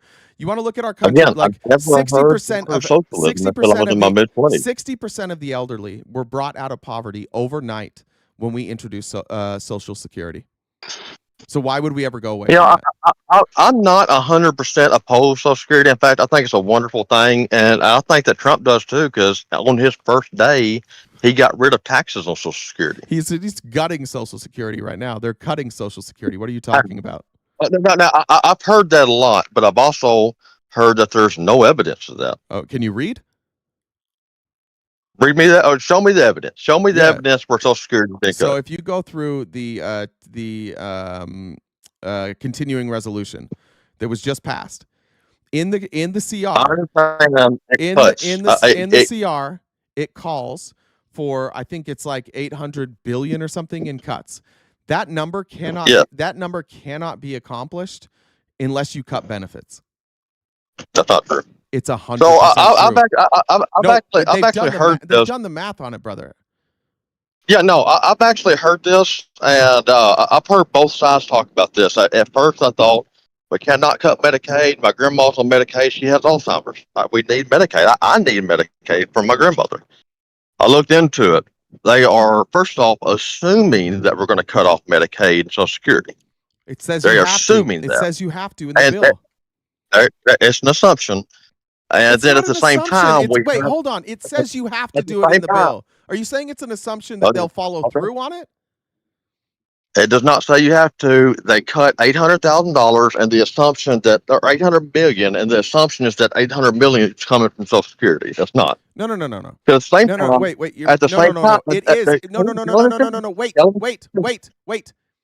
It says. It's line items. It says you have to cut this much from Social Security. You have to cut this much from Medicare. You have to cut this much from Medicaid. You have to cut this much from the VA. It's itemized in the bill. You're saying it's like a generic you need to cut. No, it's broken down by each program how much you need to cut. Well, show me. In fact, you challenge me.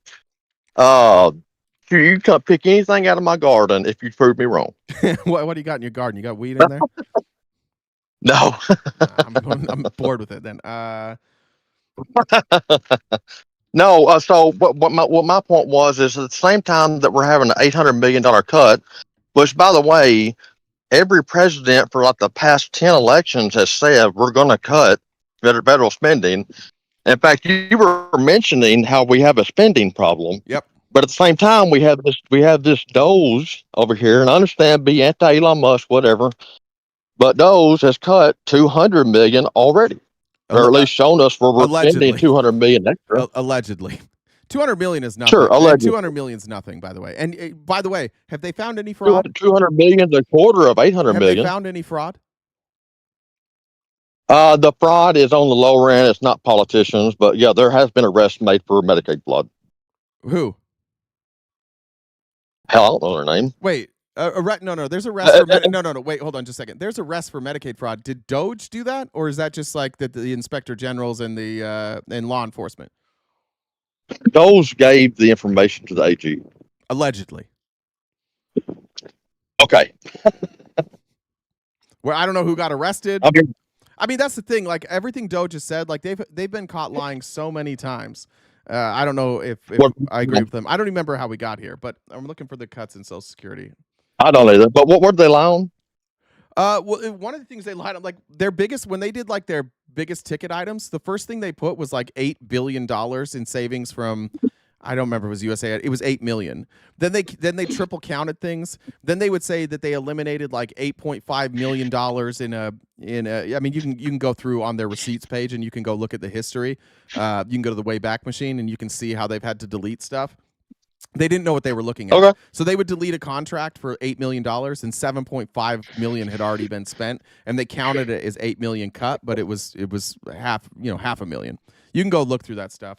This isn't the exact bill. This is the Republicans' breakdown. I'd have to go through. From what oh, go ahead. From what I understand is these aren't these aren't past cuts that are, or these are past cuts that are being made. That the continuing resolution solidified in law. So it's not that this money was taken away from the past. It's this money will not be spent in the future.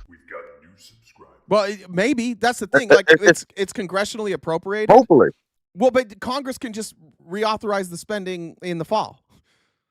Right, they can, and that would be unfortunate. I think the CR that we have now is appropriate. If It's the, going to wait. The if CR the now cut- is going to if increase. the cut- The CR now is going to increase our deficit by $1.9 trillion. You think that's good? That's less than it would have been. No, it's less than it would have been. No, it's not. Actually, if you just tax people, if you It's went back $800 to million less than it would have if been. you went back and cut and to the pre-Trump tax cut levels, it would. I think it would. It was going to be like 1.2 trillion. You could just tax people more and not have a deficit. You could just tax rich people and not have this kind of deficit. How come we have to cut? How come this administration and Republicans in general, you guys are more than happy to go cut Social Security, Medicare, Medicaid, Department of Education, but none of you will even consider taxing billionaires. Why not? Yeah, so I have to clarify once again. I'm not a Republican, and I do not support everything Trump does. Why don't any of the Republicans or their supporters ever just say, let's just tax the billionaires instead of going after poor people? To bring clarity to the conversation, I think it's not that not that the Republicans want to cut from poor people. And I do think they have a problem with taxing rich people. And personally, I have a little bit of a bias. Well, hang on, let me explain. Personally, I have a little bit of a bias taxing rich people because I lean towards libertarian. I'm not a libertarian, but I lean toward it. But I would say it's not a cut on poor people. It's a cut on waste that wants to happen. Why is why is it not waste to give government handouts to billionaires and to cut? Why is that not waste? I agree, it's waste. Okay, so why don't we tax? Why can't we even have the conversation with Republicans to tax rich people? I think both sides. Don't both sides. And please answer my question. Why can't we start the discussion with Republicans? Why is it a non-starter to tax rich people? We make extremes out of each other. Why can we not start the conversation with Republicans? Because they're extreme. They're I'm missing the word for it. They've been made extreme, but so is the left. Both sides talk to each other and they call each other stupid. I'm asking you specifically why Republicans will not tax rich people. I'm not asking. I fully agree with you that we are too divided. I fully agree with that. We can move on from that point. Why do you think it is that Republicans won't? Why do you think it is that you guys go along with taxing poor people and cutting benefits to poor people, but not taxing rich people? How can you not deduce from what I'm saying the answer? I'm saying their opinions have been hardened. So it's hard to discuss with them. Especially when you come out and it looks like a socialist view. It's hard to conversate with people. Okay, so would you agree then that it's just people being afraid of the word socialism? Yeah, but I would also say that I'm a little bit biased. I don't like the word socialism. Can you define it? What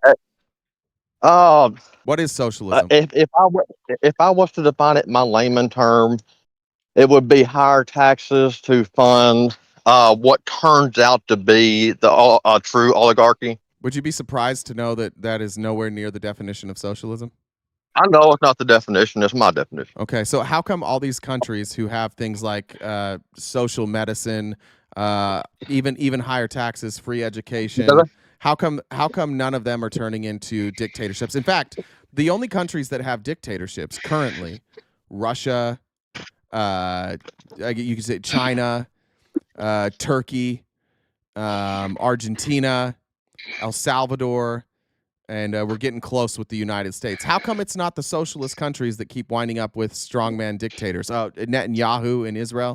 How come it's never the places with a mixed economy who have strong social programs? How come those countries are never the ones that turn violent and have dictators? How about Venezuela? Let's talk about Venezuela. Venezuela was a socialist country until they weren't. There are zero socialist countries. Venezuela Everybody, Well, it went every one of those in the countries, mid-1990s. every one of those countries just have strong social programs. So what happened in Venezuela is Venezuela was the conservative president was trying to cut deals with the United States so that our oil companies could go and get their oil. And the Venezuelan president decided that he was going to nationalize the oil so that the people of Venezuela could share in the profits. And what did we do when he did that? I don't know. We stopped buying oil from them. And do you know how much of their economy that was? Do you know how much of their economy that was? Majority of it. 50% of their economy. So we knocked out 50% of their economy overnight because for some reason we think it's important in America that these oil barons should also get to profit off of the oil in Venezuela. So really, who fucked? Sure. So who fucked? So I would why agree. are they struggling? The oil, Was it our fault or was it their fault? I would say probably a mix of both. I would say it's our fault. The oil companies shouldn't have been centralized in the government. Why not? But I would say why not? Because you should be able to make capital yourself besides the government, because the government can very rarely. But isn't it the government's oil? No. Whose is it? The people's. That's what it should be. Who represents the people?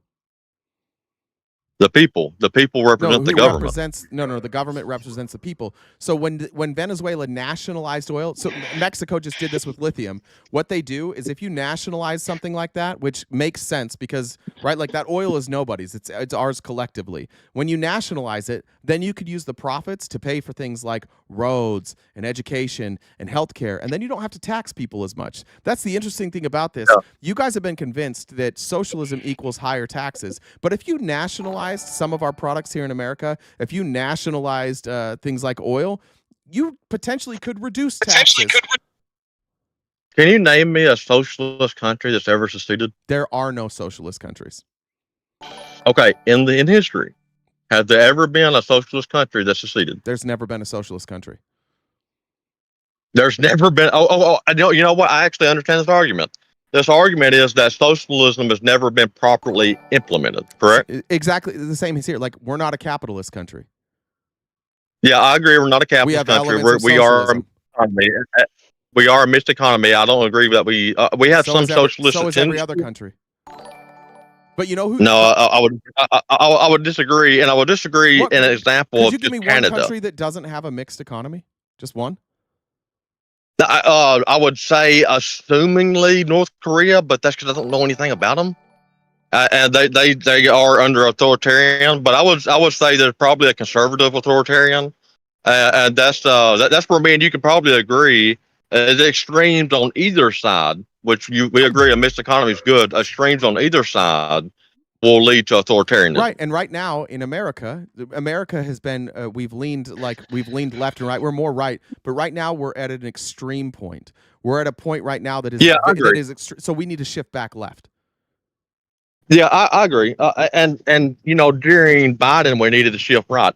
I think Obama was a great happy. We needed to shift left. Biden kept Trump's tax cuts in place. Biden was doing tariffs that we shouldn't have done. We needed to go back left. The problem in America right now is that people can't afford to live. People can't afford health care. Our education system is broken, so people are dumber. What we need to do is invest in education and invest in health care. And the best way to do that, the most cost-efficient way to do that, is by nationalizing it. That's why every country in the world, like, nobody wants our healthcare system. Nobody is replicating the United States healthcare system. Everybody is going to nationalized healthcare, and we're ranked like 48th. We're terrible at healthcare. Every country, our education and healthcare is shit. And every other country that does it better than us has universal healthcare. Yeah, but you would point to someone like Canada and say they do it better, but they do. Talking to Canadian citizens, I hear 6-month waiting times. I hear 20% higher taxes on certain classes. It doesn't sound like it's working out too great. Well, that's I hear lower quality doctors. But statistically, they have lower wait times than us, and they have better outcomes. My dad has great health. My dad has great health insurance. He got diagnosed with stage 4 cancer, and it took almost 2 months for him to start treatment because the insurance company wanted to negotiate lower prices with the people doing his treatment, and it took almost 2 months, and it took years off of his life. This happens in private insurance now. But wait, hold on, real quick.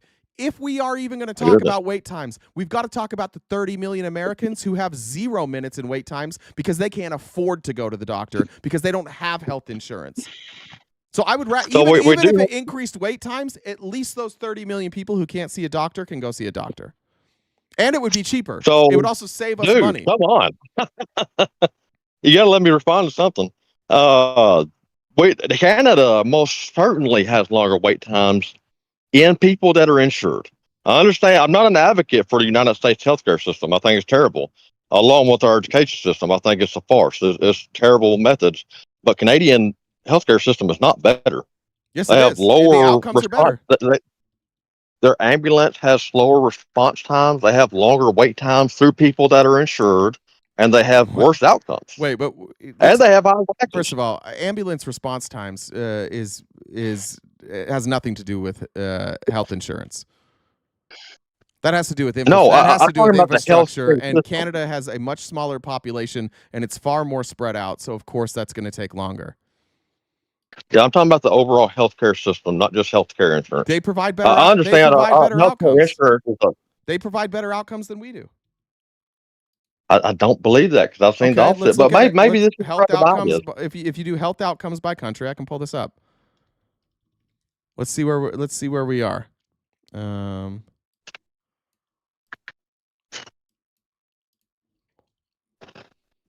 the way, I'm not advocating for the United States. That's not the one I was looking for. Yeah, but could you explain? Like, have you ever thought about the fact that everybody that does it better has universal health care? Why do you think that is? Okay, I think it's a lie that they do it better. I don't think they do it better. Well, if you look, they have longer wait. How would you just? No, they don't. No, they don't. So here's the health and oh, that's European countries. That I had, they have longer wait times. What's that? Evidence I've ever seen, they have longer wait times. But the evidence you've seen is just talking to some Canadians, right? How would they know how long our how would they know how long our wait times are? Them just saying they have long wait times. How do they know what to compare it to? Okay. How long's our wait time? Okay. I've done more than just speak Canadian to Canadian citizens. Canadian citizens agree with me because they've also done their research, and some have lived in both the United States and Canada. And would you argue that the social services that we have in almost every community, as far as a community healthcare center that has free medical advice and free medicine, do you believe that's helpful at all? I didn't. What did you say? Maybe you don't realize it, but in almost every community, there is a community healthcare office that poor can go to and get free services. Yeah, but in every other country, everybody can go. If you don't have a premium insurance, you can go. If you have a premium insurance, you can go to a regular doctor. Okay, so here's healthcare rankings. That's that mixed economy, like you say. So here's healthcare rankings in the world, and here's how they rank it: access to care, care process, administrative efficiency, equity, and health outcomes. Okay, so that's how they're ranking it. I think that's a pretty fair way to decide how to rank this. Where's the United States? Again, I'm not advocating for the United States. I know, but let's talk about it. Okay, I know, but now that we have an actual way to rank it, let's see about these countries. I would say United States is like 50. Where are they here? I thought they were 48th. Are they lower than 48th? Down there, especially for development. 69th. All right, where's Canada? Yeah, that's crazy. Canada's 32. We're 69. Canada's 32. Okay, well then I can agree with part of that, but I do have to also say that they pay way higher taxes on average. But it's still So here's the thing that I think a lot of people. Here's part of the argument that I think people don't understand. We pay on average per person $12,000 a year for healthcare through the private market, and that means and there's still 30 million people who don't even get healthcare. Canada pays about $8,000 per resident, and they all get healthcare. So yes, they pay more in taxes because they're taxed for it, but they actually pay less than we do. Okay, so it doesn't matter, right? It's an extra $4,000. If you take taxes into the equation, are they taxed more than $4,000 a year? You mean $8,000? You said it's $12,000 and $8,000. So yeah, so it's a $4,000 difference. So I mean, Yeah, like it's a progressive tax policy. And by the way, if you look at Bernie Sanders' plan, it doesn't massively increase taxes. Like, you put taxes on things like speculation in the stock market. There are ways to not tax just the consumer. But yeah, our taxes would go up a little bit, but the average American would pay about between $8,000 and $10,000 a year in taxes, saving them between $2,000 and $4,000 a year on average, and everybody would have health insurance with no deductible and no copay. That's Yeah, right. That creates demand for doctors too, because now everybody has insurance. That's going to create demand for doctors. It's going to create competition. It's going to create incentives for a better, faster medicine. It also incentivizes us to make people healthier. It incentivizes our government to make sure we get that shit out of food, to make sure that we're not overprescribing, because suddenly now the government is the one that's responsible for your care. Right now, they have no. Okay. They get to say if healthcare outcomes are bad, they get to go, "Oh, that's not us. That's the private industry."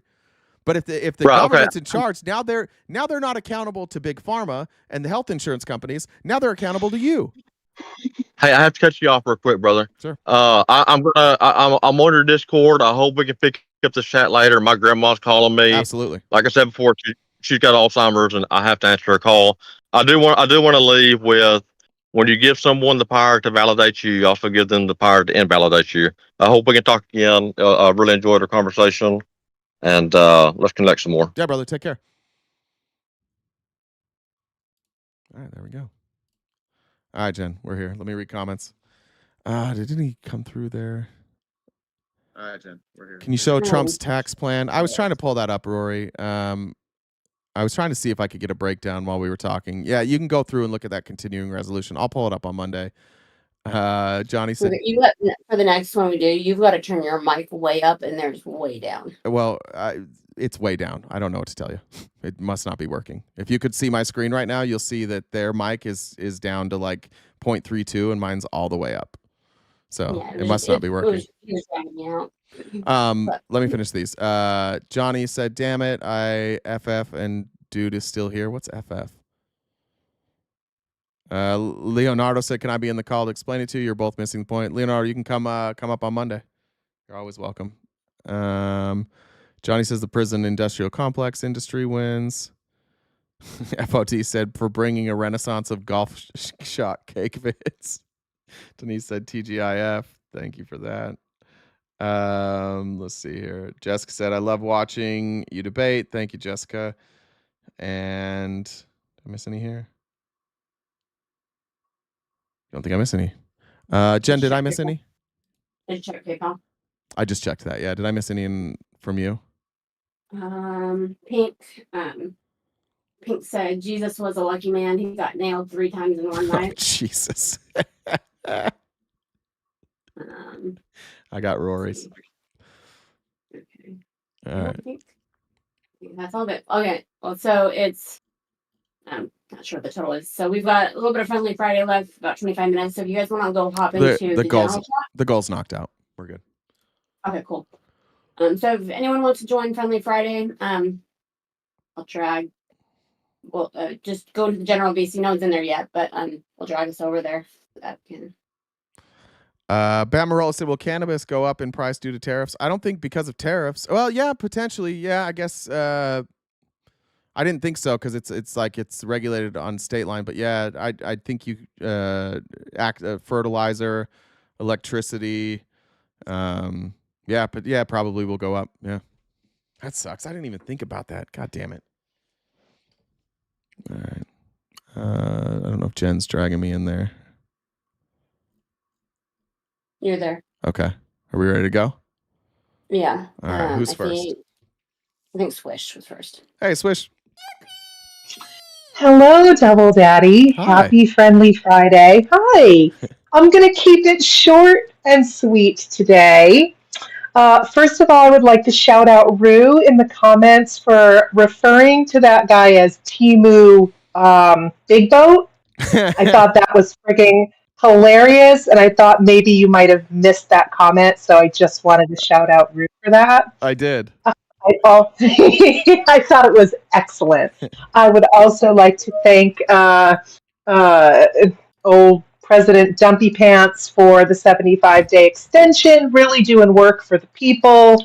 on the important things. So thanks, Donald, for that. And the last thing I want to say is we were talking again this morning about Signalgate a little bit, and discussing the Army and that we would do with an Army, and it begged the question, Jay, what do you do with an Army?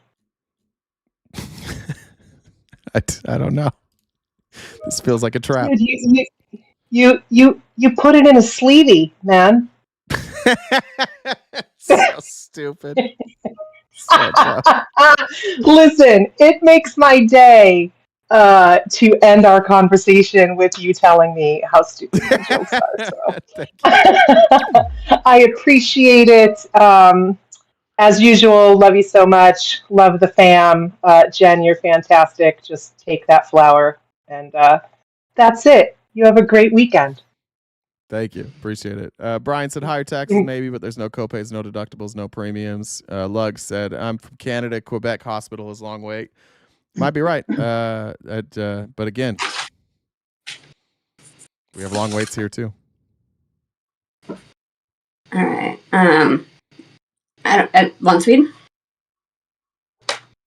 Hi. Hey. Yeah, greetings from this socialist country with the extremely long waits and sucky universal healthcare. Yeah. Real quick, I did find actually Canada's wait time is the longest in the world, but it's due to how people are spread out. So that's true. That makes sense. Yeah. I mean, makes perfect sense. Yeah, no, I got a story about that. I dislocated my knee, and you know how we have to wait for so long? Can you guess how long I had to wait to see a doctor? 30 years? 5 hours. Oh, that was close. That's close. How did you make it through those 5 hours? I slept through it, so it was okay. Yeah. Try to sleep through got it. Some good drugs to sleep through that? Sadly, no. Oh. No, nothing worked. No. Well, sorry that you have to live in socialism. I know it's terrible for you. Yeah, no, I heard this conversation how, all these socialist countries are just god awful. And then I was like, yeah, no. Yeah, but it's crazy that you guys don't even have private industry there. It's just all socialism. It's just the government owning everything and taxing you into oblivion. That's wild. And you still love it there. For sure. Yeah, remember when I talked to you about the freedom index and the capital in all the indexes and how we have actually more capitalism than you do? Yeah, more. Yeah. What were we ranked on the freedom index? I can't remember. Where was the United States on that? Oh God. Like in the 20s, or was it lower than that? I don't think I want to know at this point. All right, I'm going to look it up. I think it's lower now than last time we talked about it. I'm going to look. Yeah, can't be higher. No, definitely not. I think Sweden is number 2 and Denmark number 1 or something like that. They just put all right, and that's from the Cato Institute too, which is like a right-wing publication. Yeah, but both Cato Institute and also the Heritage Foundation, they do great indexes because they do a lot of parameters. So, I mean, their indexes are good. So, yeah, but it's at least they do. We are below Canada. We have less freedom than Canada. I believe it. Less than Norway, less than Sweden. Oh, yeah. Less than Finland, less than Spain. Yeah. Less than Australia. Less than Japan. Yeah. Tough gig. Yeah. Yeah, there are some... Did you see how high you were ranked on the list? It's a map, like it's interactive, so it doesn't show. Oh, okay. Like, you can Gotcha. see it here, so it doesn't have a list of rankings. I could find it probably. Yeah, I think it was lower last. Here it is. We are human freedom. Oh, this is not. Oh gosh, I don't. It's not sorted. Can we stop looking at Jesse Waters' ugly face? He's giving me nightmare fuel. I'll figure it out. Anyways, sorry, we probably have to get to the next person. Yeah, sorry about that. Boy, that was a very Canadian sorry, wasn't it? Yeah, sorry. it was. Gosh. I surprised myself right there. Any last words? No, not really. Just feel sorry for me because my knee is hurting. I do feel sorry for you. I hope it gets better. Thank you. All right. Yeah. Thanks, So, Melissa. and Jen, you suck. There you go. Awesome. Better? Was it better? That was Yeah, my- that was good. I appreciate that. Yeah, okay, good. All right. Bye, y'all. Chat with you later. Bye. Bye. We've got Kim. Hey, Hey. I'm just sitting over here making protest signs, Oh, where are you listening to going? you. It's been great. Where are we protesting? Tomorrow I'm going to be in the middle of nowhere, Texas, and then going to the Capitol. We've got protests happening all over the nation tomorrow. Oh, and I know a lot of people are planning to be there. That's right. What? That's the April 5th thing. Like 50. That's right. Okay, I forgot it was April 5th tomorrow. I better find out where mine is. I'm sure there's going to be plenty. There's interactive websites. You can just go and there's like little red dots and you hover over it. And I'll tell you, like, middle of nowhere, red rural Texas has got multiple. It's kind of amazing. So very excited. I think this is the map. I think this is where it is. Okay. Well, what is this the map you're talking about? I can't see you. I'm yeah. on Discord. Oh, okay. Yeah. I think this is it. Yeah. What do the signs say? Mine says, well, the one I'm making for my husband says, keep your hands off my life. And then on the back says, keep your hands off my wife. And then mine says, the love of my life is transgender. And the back says, I will protect him at all costs. Second question. So, how much are you being paid?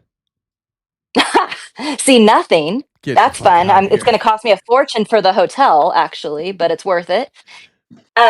But I just wanted to come on and ask a PSA to everybody that's going out to rally tomorrow and march tomorrow. First of all, I pray that everybody is safe and peaceful and that it all goes really, really well. I ask that everybody take lots and lots of pictures and videos because the media is not covering this like it should be. When I say this, I don't know how they're going to cover it tomorrow, but I know people are protesting every single day and we're not seeing it on the news. Yeah. So I just ask for that. Let's like blow up social media with all of the rallies and protests from all over the nation. And third, if something does go down and you are, taken by some sort of law enforcement, please keep your mouth shut. Do not talk to anybody. Keep your mouth shut and ask for a lawyer. Period. That's great advice. Yeah. All right. Well, That's all. Be safe. Take Thank some you. You pictures. too. Put them in the Discord. I want to see them. Will do. Thank you. See ya. Bye. Bye. All right. Who's next? Cam. Hey guys, what's going on? What's up? It's dude? other Cam. Oh, it's other Cam. Biter. Okay, sorry. We're good. I love it. Biter Cam. How you doing? I'm sitting here with Britt. We just wanted to call in and say hi. Hi. I actually just wanted to plug the RTP Instagram because we got like probably quite a few people working on stuff over there, and we have a lot of fun. And if you haven't done it yet, go like the RTP Talks page at RTP Talks and come check out the memes. Come check out the shorts that we're doing. It's a good time over there. Yeah, if you've wondered why our Instagram suddenly is clever, that's not me. That's Cam, that's Court, and I think there's been some other people that have helped you out too, right? Yep. Yeah. Yeah. So I don't want to dox anybody, so. Well, I appreciate it. It's been funnier. It's gotten a lot funnier since you guys took over. Well, cool. That's good. Good. Britt, anything Well, anyway, for Britt? that's Nothing for me. All Good right. show. You guys That's are it. wonderful. yeah, great week this I'll week. keep sending you stuff if you need it. It's very helpful. Thank you very much. All right. Have a good Friday. See you guys. Bye, I'll talk guys. to you soon. Bye. Yep. All right, who's next? Anima. Anima. Hey. Hey. Whoa, sorry, that's way louder than does that sound all right? Is that way too loud? No, sounds good to me. Okay, awesome. Well, whoever it was took my thunder on the repeating the 4-5 rally stuff. It's a lot of people are going with hands off democracy, hands off HHS, hands off Department of Education. just hands the fuck off. But so I'll go ahead and I'll take a page from their book and read the signs if you don't mind. I love it. My wife actually works as a sign artist, so that's pretty good. In her regular work, regular career. That's what government spending. What does she do as a wait? Hold on. What does she do as a sign artist? Like, is that like billboards or what is? I'm not going to give the specific thing away, but it is a job where they actually still employ artists to make their signs. I Okay. think a lot of people know what I'm talking about. It's in retail. Okay, I'm not sure, but you can DM me. I want to know in Look it up. DMs after. All right, go ahead. You're good. You're good. No, well, yeah. Okay, sure. I'll trust you. Thank you. Maybe I'll DM Jen and see if she trusts you enough. That's fair. That's probably better. In by the fairness, way, Jay probably won't remember. Even if you do tell him, he'll probably forget. So yeah, I know. And if I message Jay, he's not going to get it anyway. So that's good. Yeah, that's true. Well, you will, and he won't. That's right. So the sign says government spending, and I told them you got to, this is part of the problem with the left this past election is that we weren't sloganized enough, So I was like, keep it simple. Her sign says government spending. Elon Musk, $8 million per day. Average Social Security recipient, $62 per day. And then she also found some others. Life-saving Medicare for kids, 12 cents. PBS and OPB, 4 cents. That's per day. I'm not looking at the timers. Almost done. Well, I'll read the kids one. My 9-year-old son wrote, "Who elected Musk?" as a star pointing to people that voted for Kamala, and then there's a pollution tower, like a industrial tower, and the smoke it points to the smoke, and it says trunk. He writes Q's instead of P's. Musk, Bobby, and Mick. Mahan, because his question was, and I'll be done right after this. His question was, who's the one that got appointed to lead the Department of Education who's dismantling it? Linda McMahon.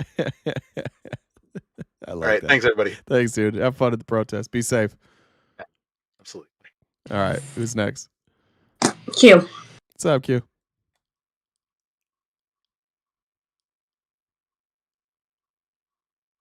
Sorry, I was muted for privacy there. It is my day off again, so thank you so much for having me. I'm greatly appreciate it. Happy day off. Yeah, man. Every 3 weeks we got it. Well, Friday specifically, I mean. But I actually wanted to make sure to drop you some flowers for your take on not Hakeem Jeffries, on Cory Booker, yeah, and his speech. And I wasn't gonna say, I don't know if I said anything in chat when you were saying it yesterday, I think. But basically that you originally had one perspective on it and then it changed with the history that was behind it. And every single chat where people were talking about it in the lead up, I was like, yeah, I dropped it in chat. Like right now, the longest filibuster is held by Strong. And I knew that that was part of it. And that was one of the biggest things. That was the driving force. And I almost wish that he would have just been right under it so that because of the fact that they're continually whitewashing a lot of history and taking away things so that that can remain there so that we can point and say, hey, we've only come this far, really. But I appreciate that you made sure to take time out for that. Yeah, I was corrected on that for sure. It was actually a friend of somebody that's on TikTok, but I don't think they want to say their name. They had messaged me because we were talking about it. But yeah, I was definitely corrected on that, and it wound up being. Thanks for bringing that up. I appreciate that.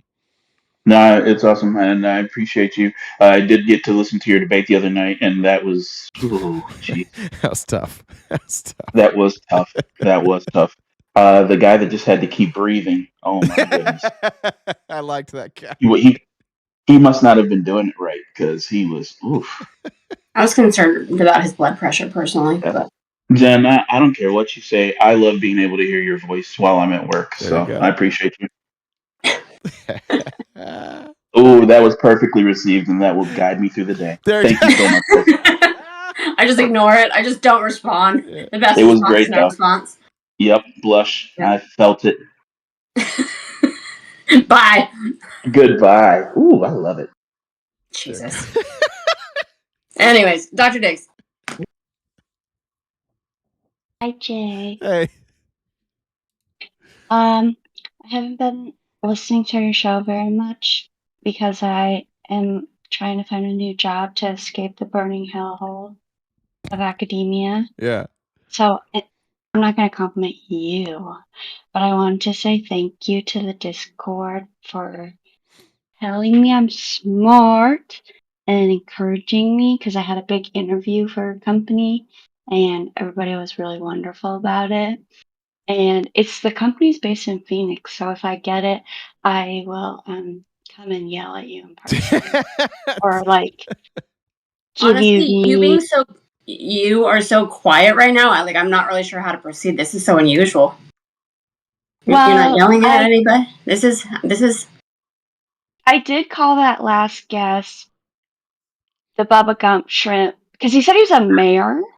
He was like, I've been a mayor. So I was like, a Bubba Gump shrimp mayor of a fucking pig farm. I did say that. I had that. I Well, missed that part. I it didn't hear him say today. that. I missed that. Well, he was doing a lot of mumbling. I don't know. That's awesome. But yeah.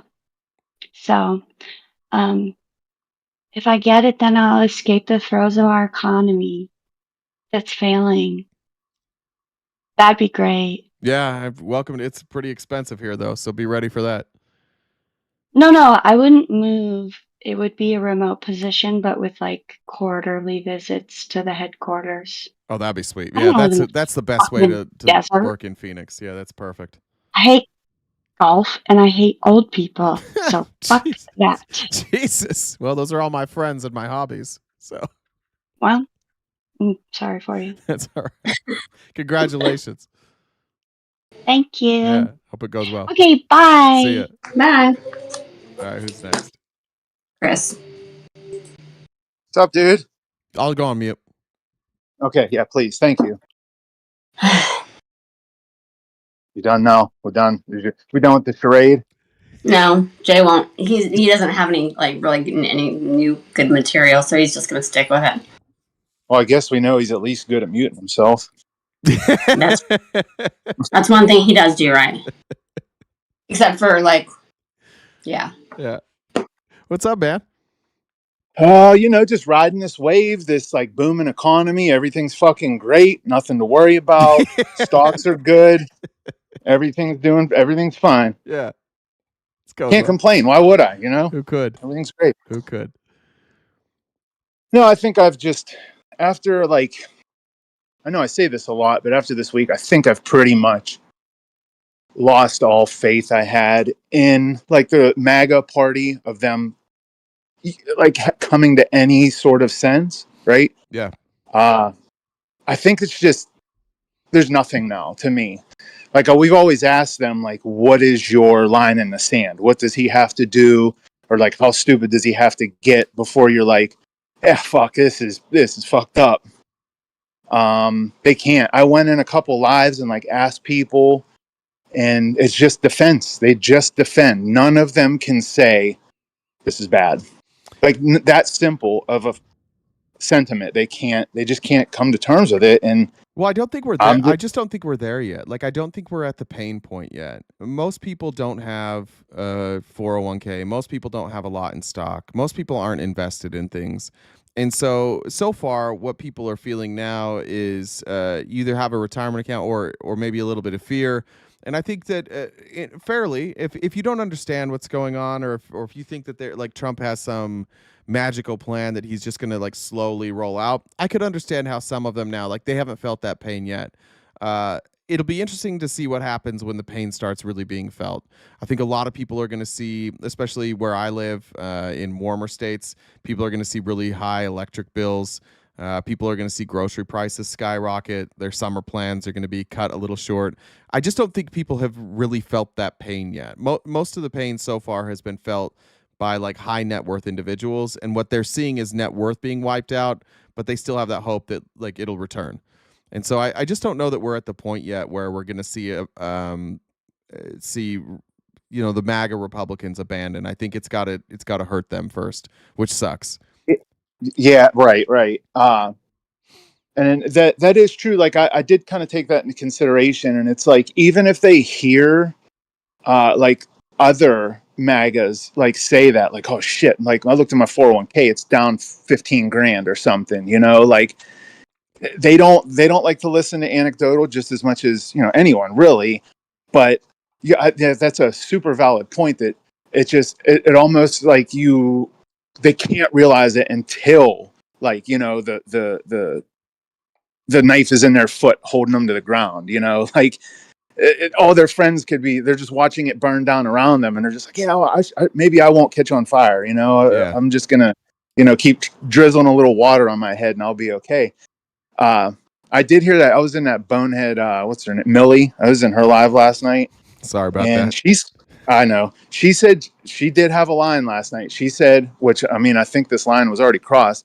She said if Trump starts talking about a third term, that would be her line in the sand. And I'm pretty sure he already has, if I'm not mistaken. He's already talking about a third term. No, he was. There's still some like deniability there. What he said is that a lot of people are bringing it up, but he said I'm not even thinking about that right now. So I don't know that he ruled it out, but he certainly hasn't confirmed that that's what he's doing. He's smart enough to know how to play that game, though. I don't know if he's thinking that either. I don't know if he's thinking a third term, but I know. Fingers crossed that fish fillet takes him out before then. So Another thing too, man. I don't know. I haven't been like on TikTok and in Discord too much, but I seen HVAC last night. Oh wow! I was just thinking about I've seen him in chat here. I haven't seen him on live, but I've seen him in chats. Yeah, he was in there simping for her, saying that she was the best Republican or the best MAGA debater on TikTok. And that makes sense that he like that's his style, because the thing about Millie is Millie's not dumb.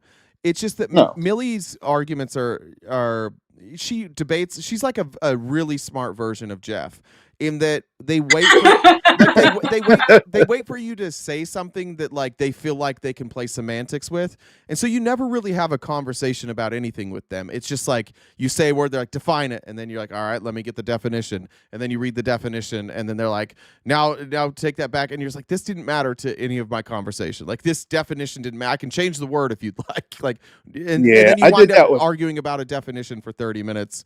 And that's why I've told her, like, I just don't have fun talking to you. It's not enjoyable. But she is. I did that with Maud last week about definitions. Same way. We were arguing like it was she's better war than plan. Maud, she's way better than Maud. What? She's way better. Oh, right. Yeah. I said war plan. They were talking about war plans, like whenever the Hegseth thing just first come out, and that was it. I'm like, so they weren't talking about war plans, and she was like, define war plans, and it's just that's all. The whole thing was just around the definition of like, what exactly is considered a war plan, and there's the stupidity, exactly what you just said. Yeah. It just evolved into that. We gotta go into the just FaceTime. Yeah. FaceTime Jen later. Shut up. All right. Already on the schedule, bro. Cool. Thanks. Nice. God. Oh, that's what your plans are tonight. Jen said she was busy tonight. Okay, that makes sense. You're stupid. All right, who's next? See you, Chris. Bowsy. What's up, Bowsy? Howdy. Hey. So fuck Tex. I yield my time. Kidding. But also not. I just have one question. You kind of touched upon it, but with Republican representatives being very complicit about everything that's going on with what Trump's doing, because there's fear of being primaried, wouldn't there now be a fear of just getting voted out? Yeah, I think that's why you're seeing. I don't know if you heard at the beginning, but like that's why you're seeing Ron Johnson, like Ted Cruz said it, Rand Paul. There's a not insignificant amount of Republicans yesterday and today that are like, this doesn't make any sense. Like I disagree with him. Like Ron Johnson was careful. He said something like, I don't agree with this. I don't think it's working. I don't share Trump's deeply held belief that this is right. So this is the first time in this presidency that you're seeing some real pushback from Republicans, and I can only imagine that's coming from their constituents, which is great. It's good to see that the people's voice is being heard instead of just like, we love Trump, everything he does is perfect. Right. Well, I mean, in my mind, so if they're going to go regardless, whether it's being primaried or just getting voted out, might as well go out with their head held high, some form of dignity. Yeah, it's wishful, I think. That'd be cool, well, but yeah. But I mean, this last week has been something. I've actually started to really focus on the NFL draft. There you go. What are my Niners going to do? I don't know. I think I've said this before. I'm a Raiders fan, so I only know up to 6, and everything after that it's fuck all. All right. Well, Have I asked you before how much fucking why can I the store that sells car parts, why can't I think of what it's called? Napa? It just left. Oh, Napa. How much Napa chrome you have on your car? So I think we had this joke before. Okay. Is it a lot? Is it a lot? It's a lot. It's got to be a lot. I buy enough Napa to like glue shit on my body as a Raiders fan. Nice. All right. Have a good weekend, Thanks, guys. man. All right, later. Jamie and Nicholas, thanks for the cash apps. Appreciate it, guys. All right, who's next? I love you. Stop asking. There we go. Jay sucks. That's right. There you go. Hey. I knew you needed that this week. I needed it, yeah. So, yeah, that was it. Just figured, I'd pop in there and let you know that you suck. I appreciate we got to keep it. We got to keep the tradition going. I appreciate you keeping that alive. Exactly. I mean, he should be in school, every Friday, but he likes to skip. So, here we are. Who cares? Yeah, exactly. Tell him to go to school. Go to school. Go to school. Did He just said no. All right. go? Love you guys. He didn't go. You suck. See We ya. love you anyway. Bye. I don't know if you saw. So I grabbed a screenshot. There's someone. I don't know. I find it really funny because with YouTube chats, there's things get automated. We don't have to ban or like YouTube just flags people already. And someone goes, "She sounds like a bitch." To you? Talking about me. Yeah. I am a bitch. That's not news. It's on purpose though. It's not it's not a flaw. It's just sometimes she's like, this is what I'm gonna do right now. Yeah, it's just to me it makes me happy when keep saying it. It makes me happy. Feeds my non-existent soul. But so space pasta. You're muted. There you Don't go. listen to them. Don't go to school. School sucks. School sucks. Everyone who tells you opposite is wrong. What's up, man? I just came on to give a quick shout out to Ash. Not this next Ash Bandicoot, but also this Ash because she's also amazing. Ash, Monica, and Danny for doing their own lives, and I'm encouraging the RTP family to go and participate. Okay. Do you want to drop the usernames maybe in the chat? No, because I don't know them off the top of my head. Well, son of a bitch. Just, I think it's just Monica, Ash _Bandicoot, and Danny Deadly. Are they live right now? You guys should know.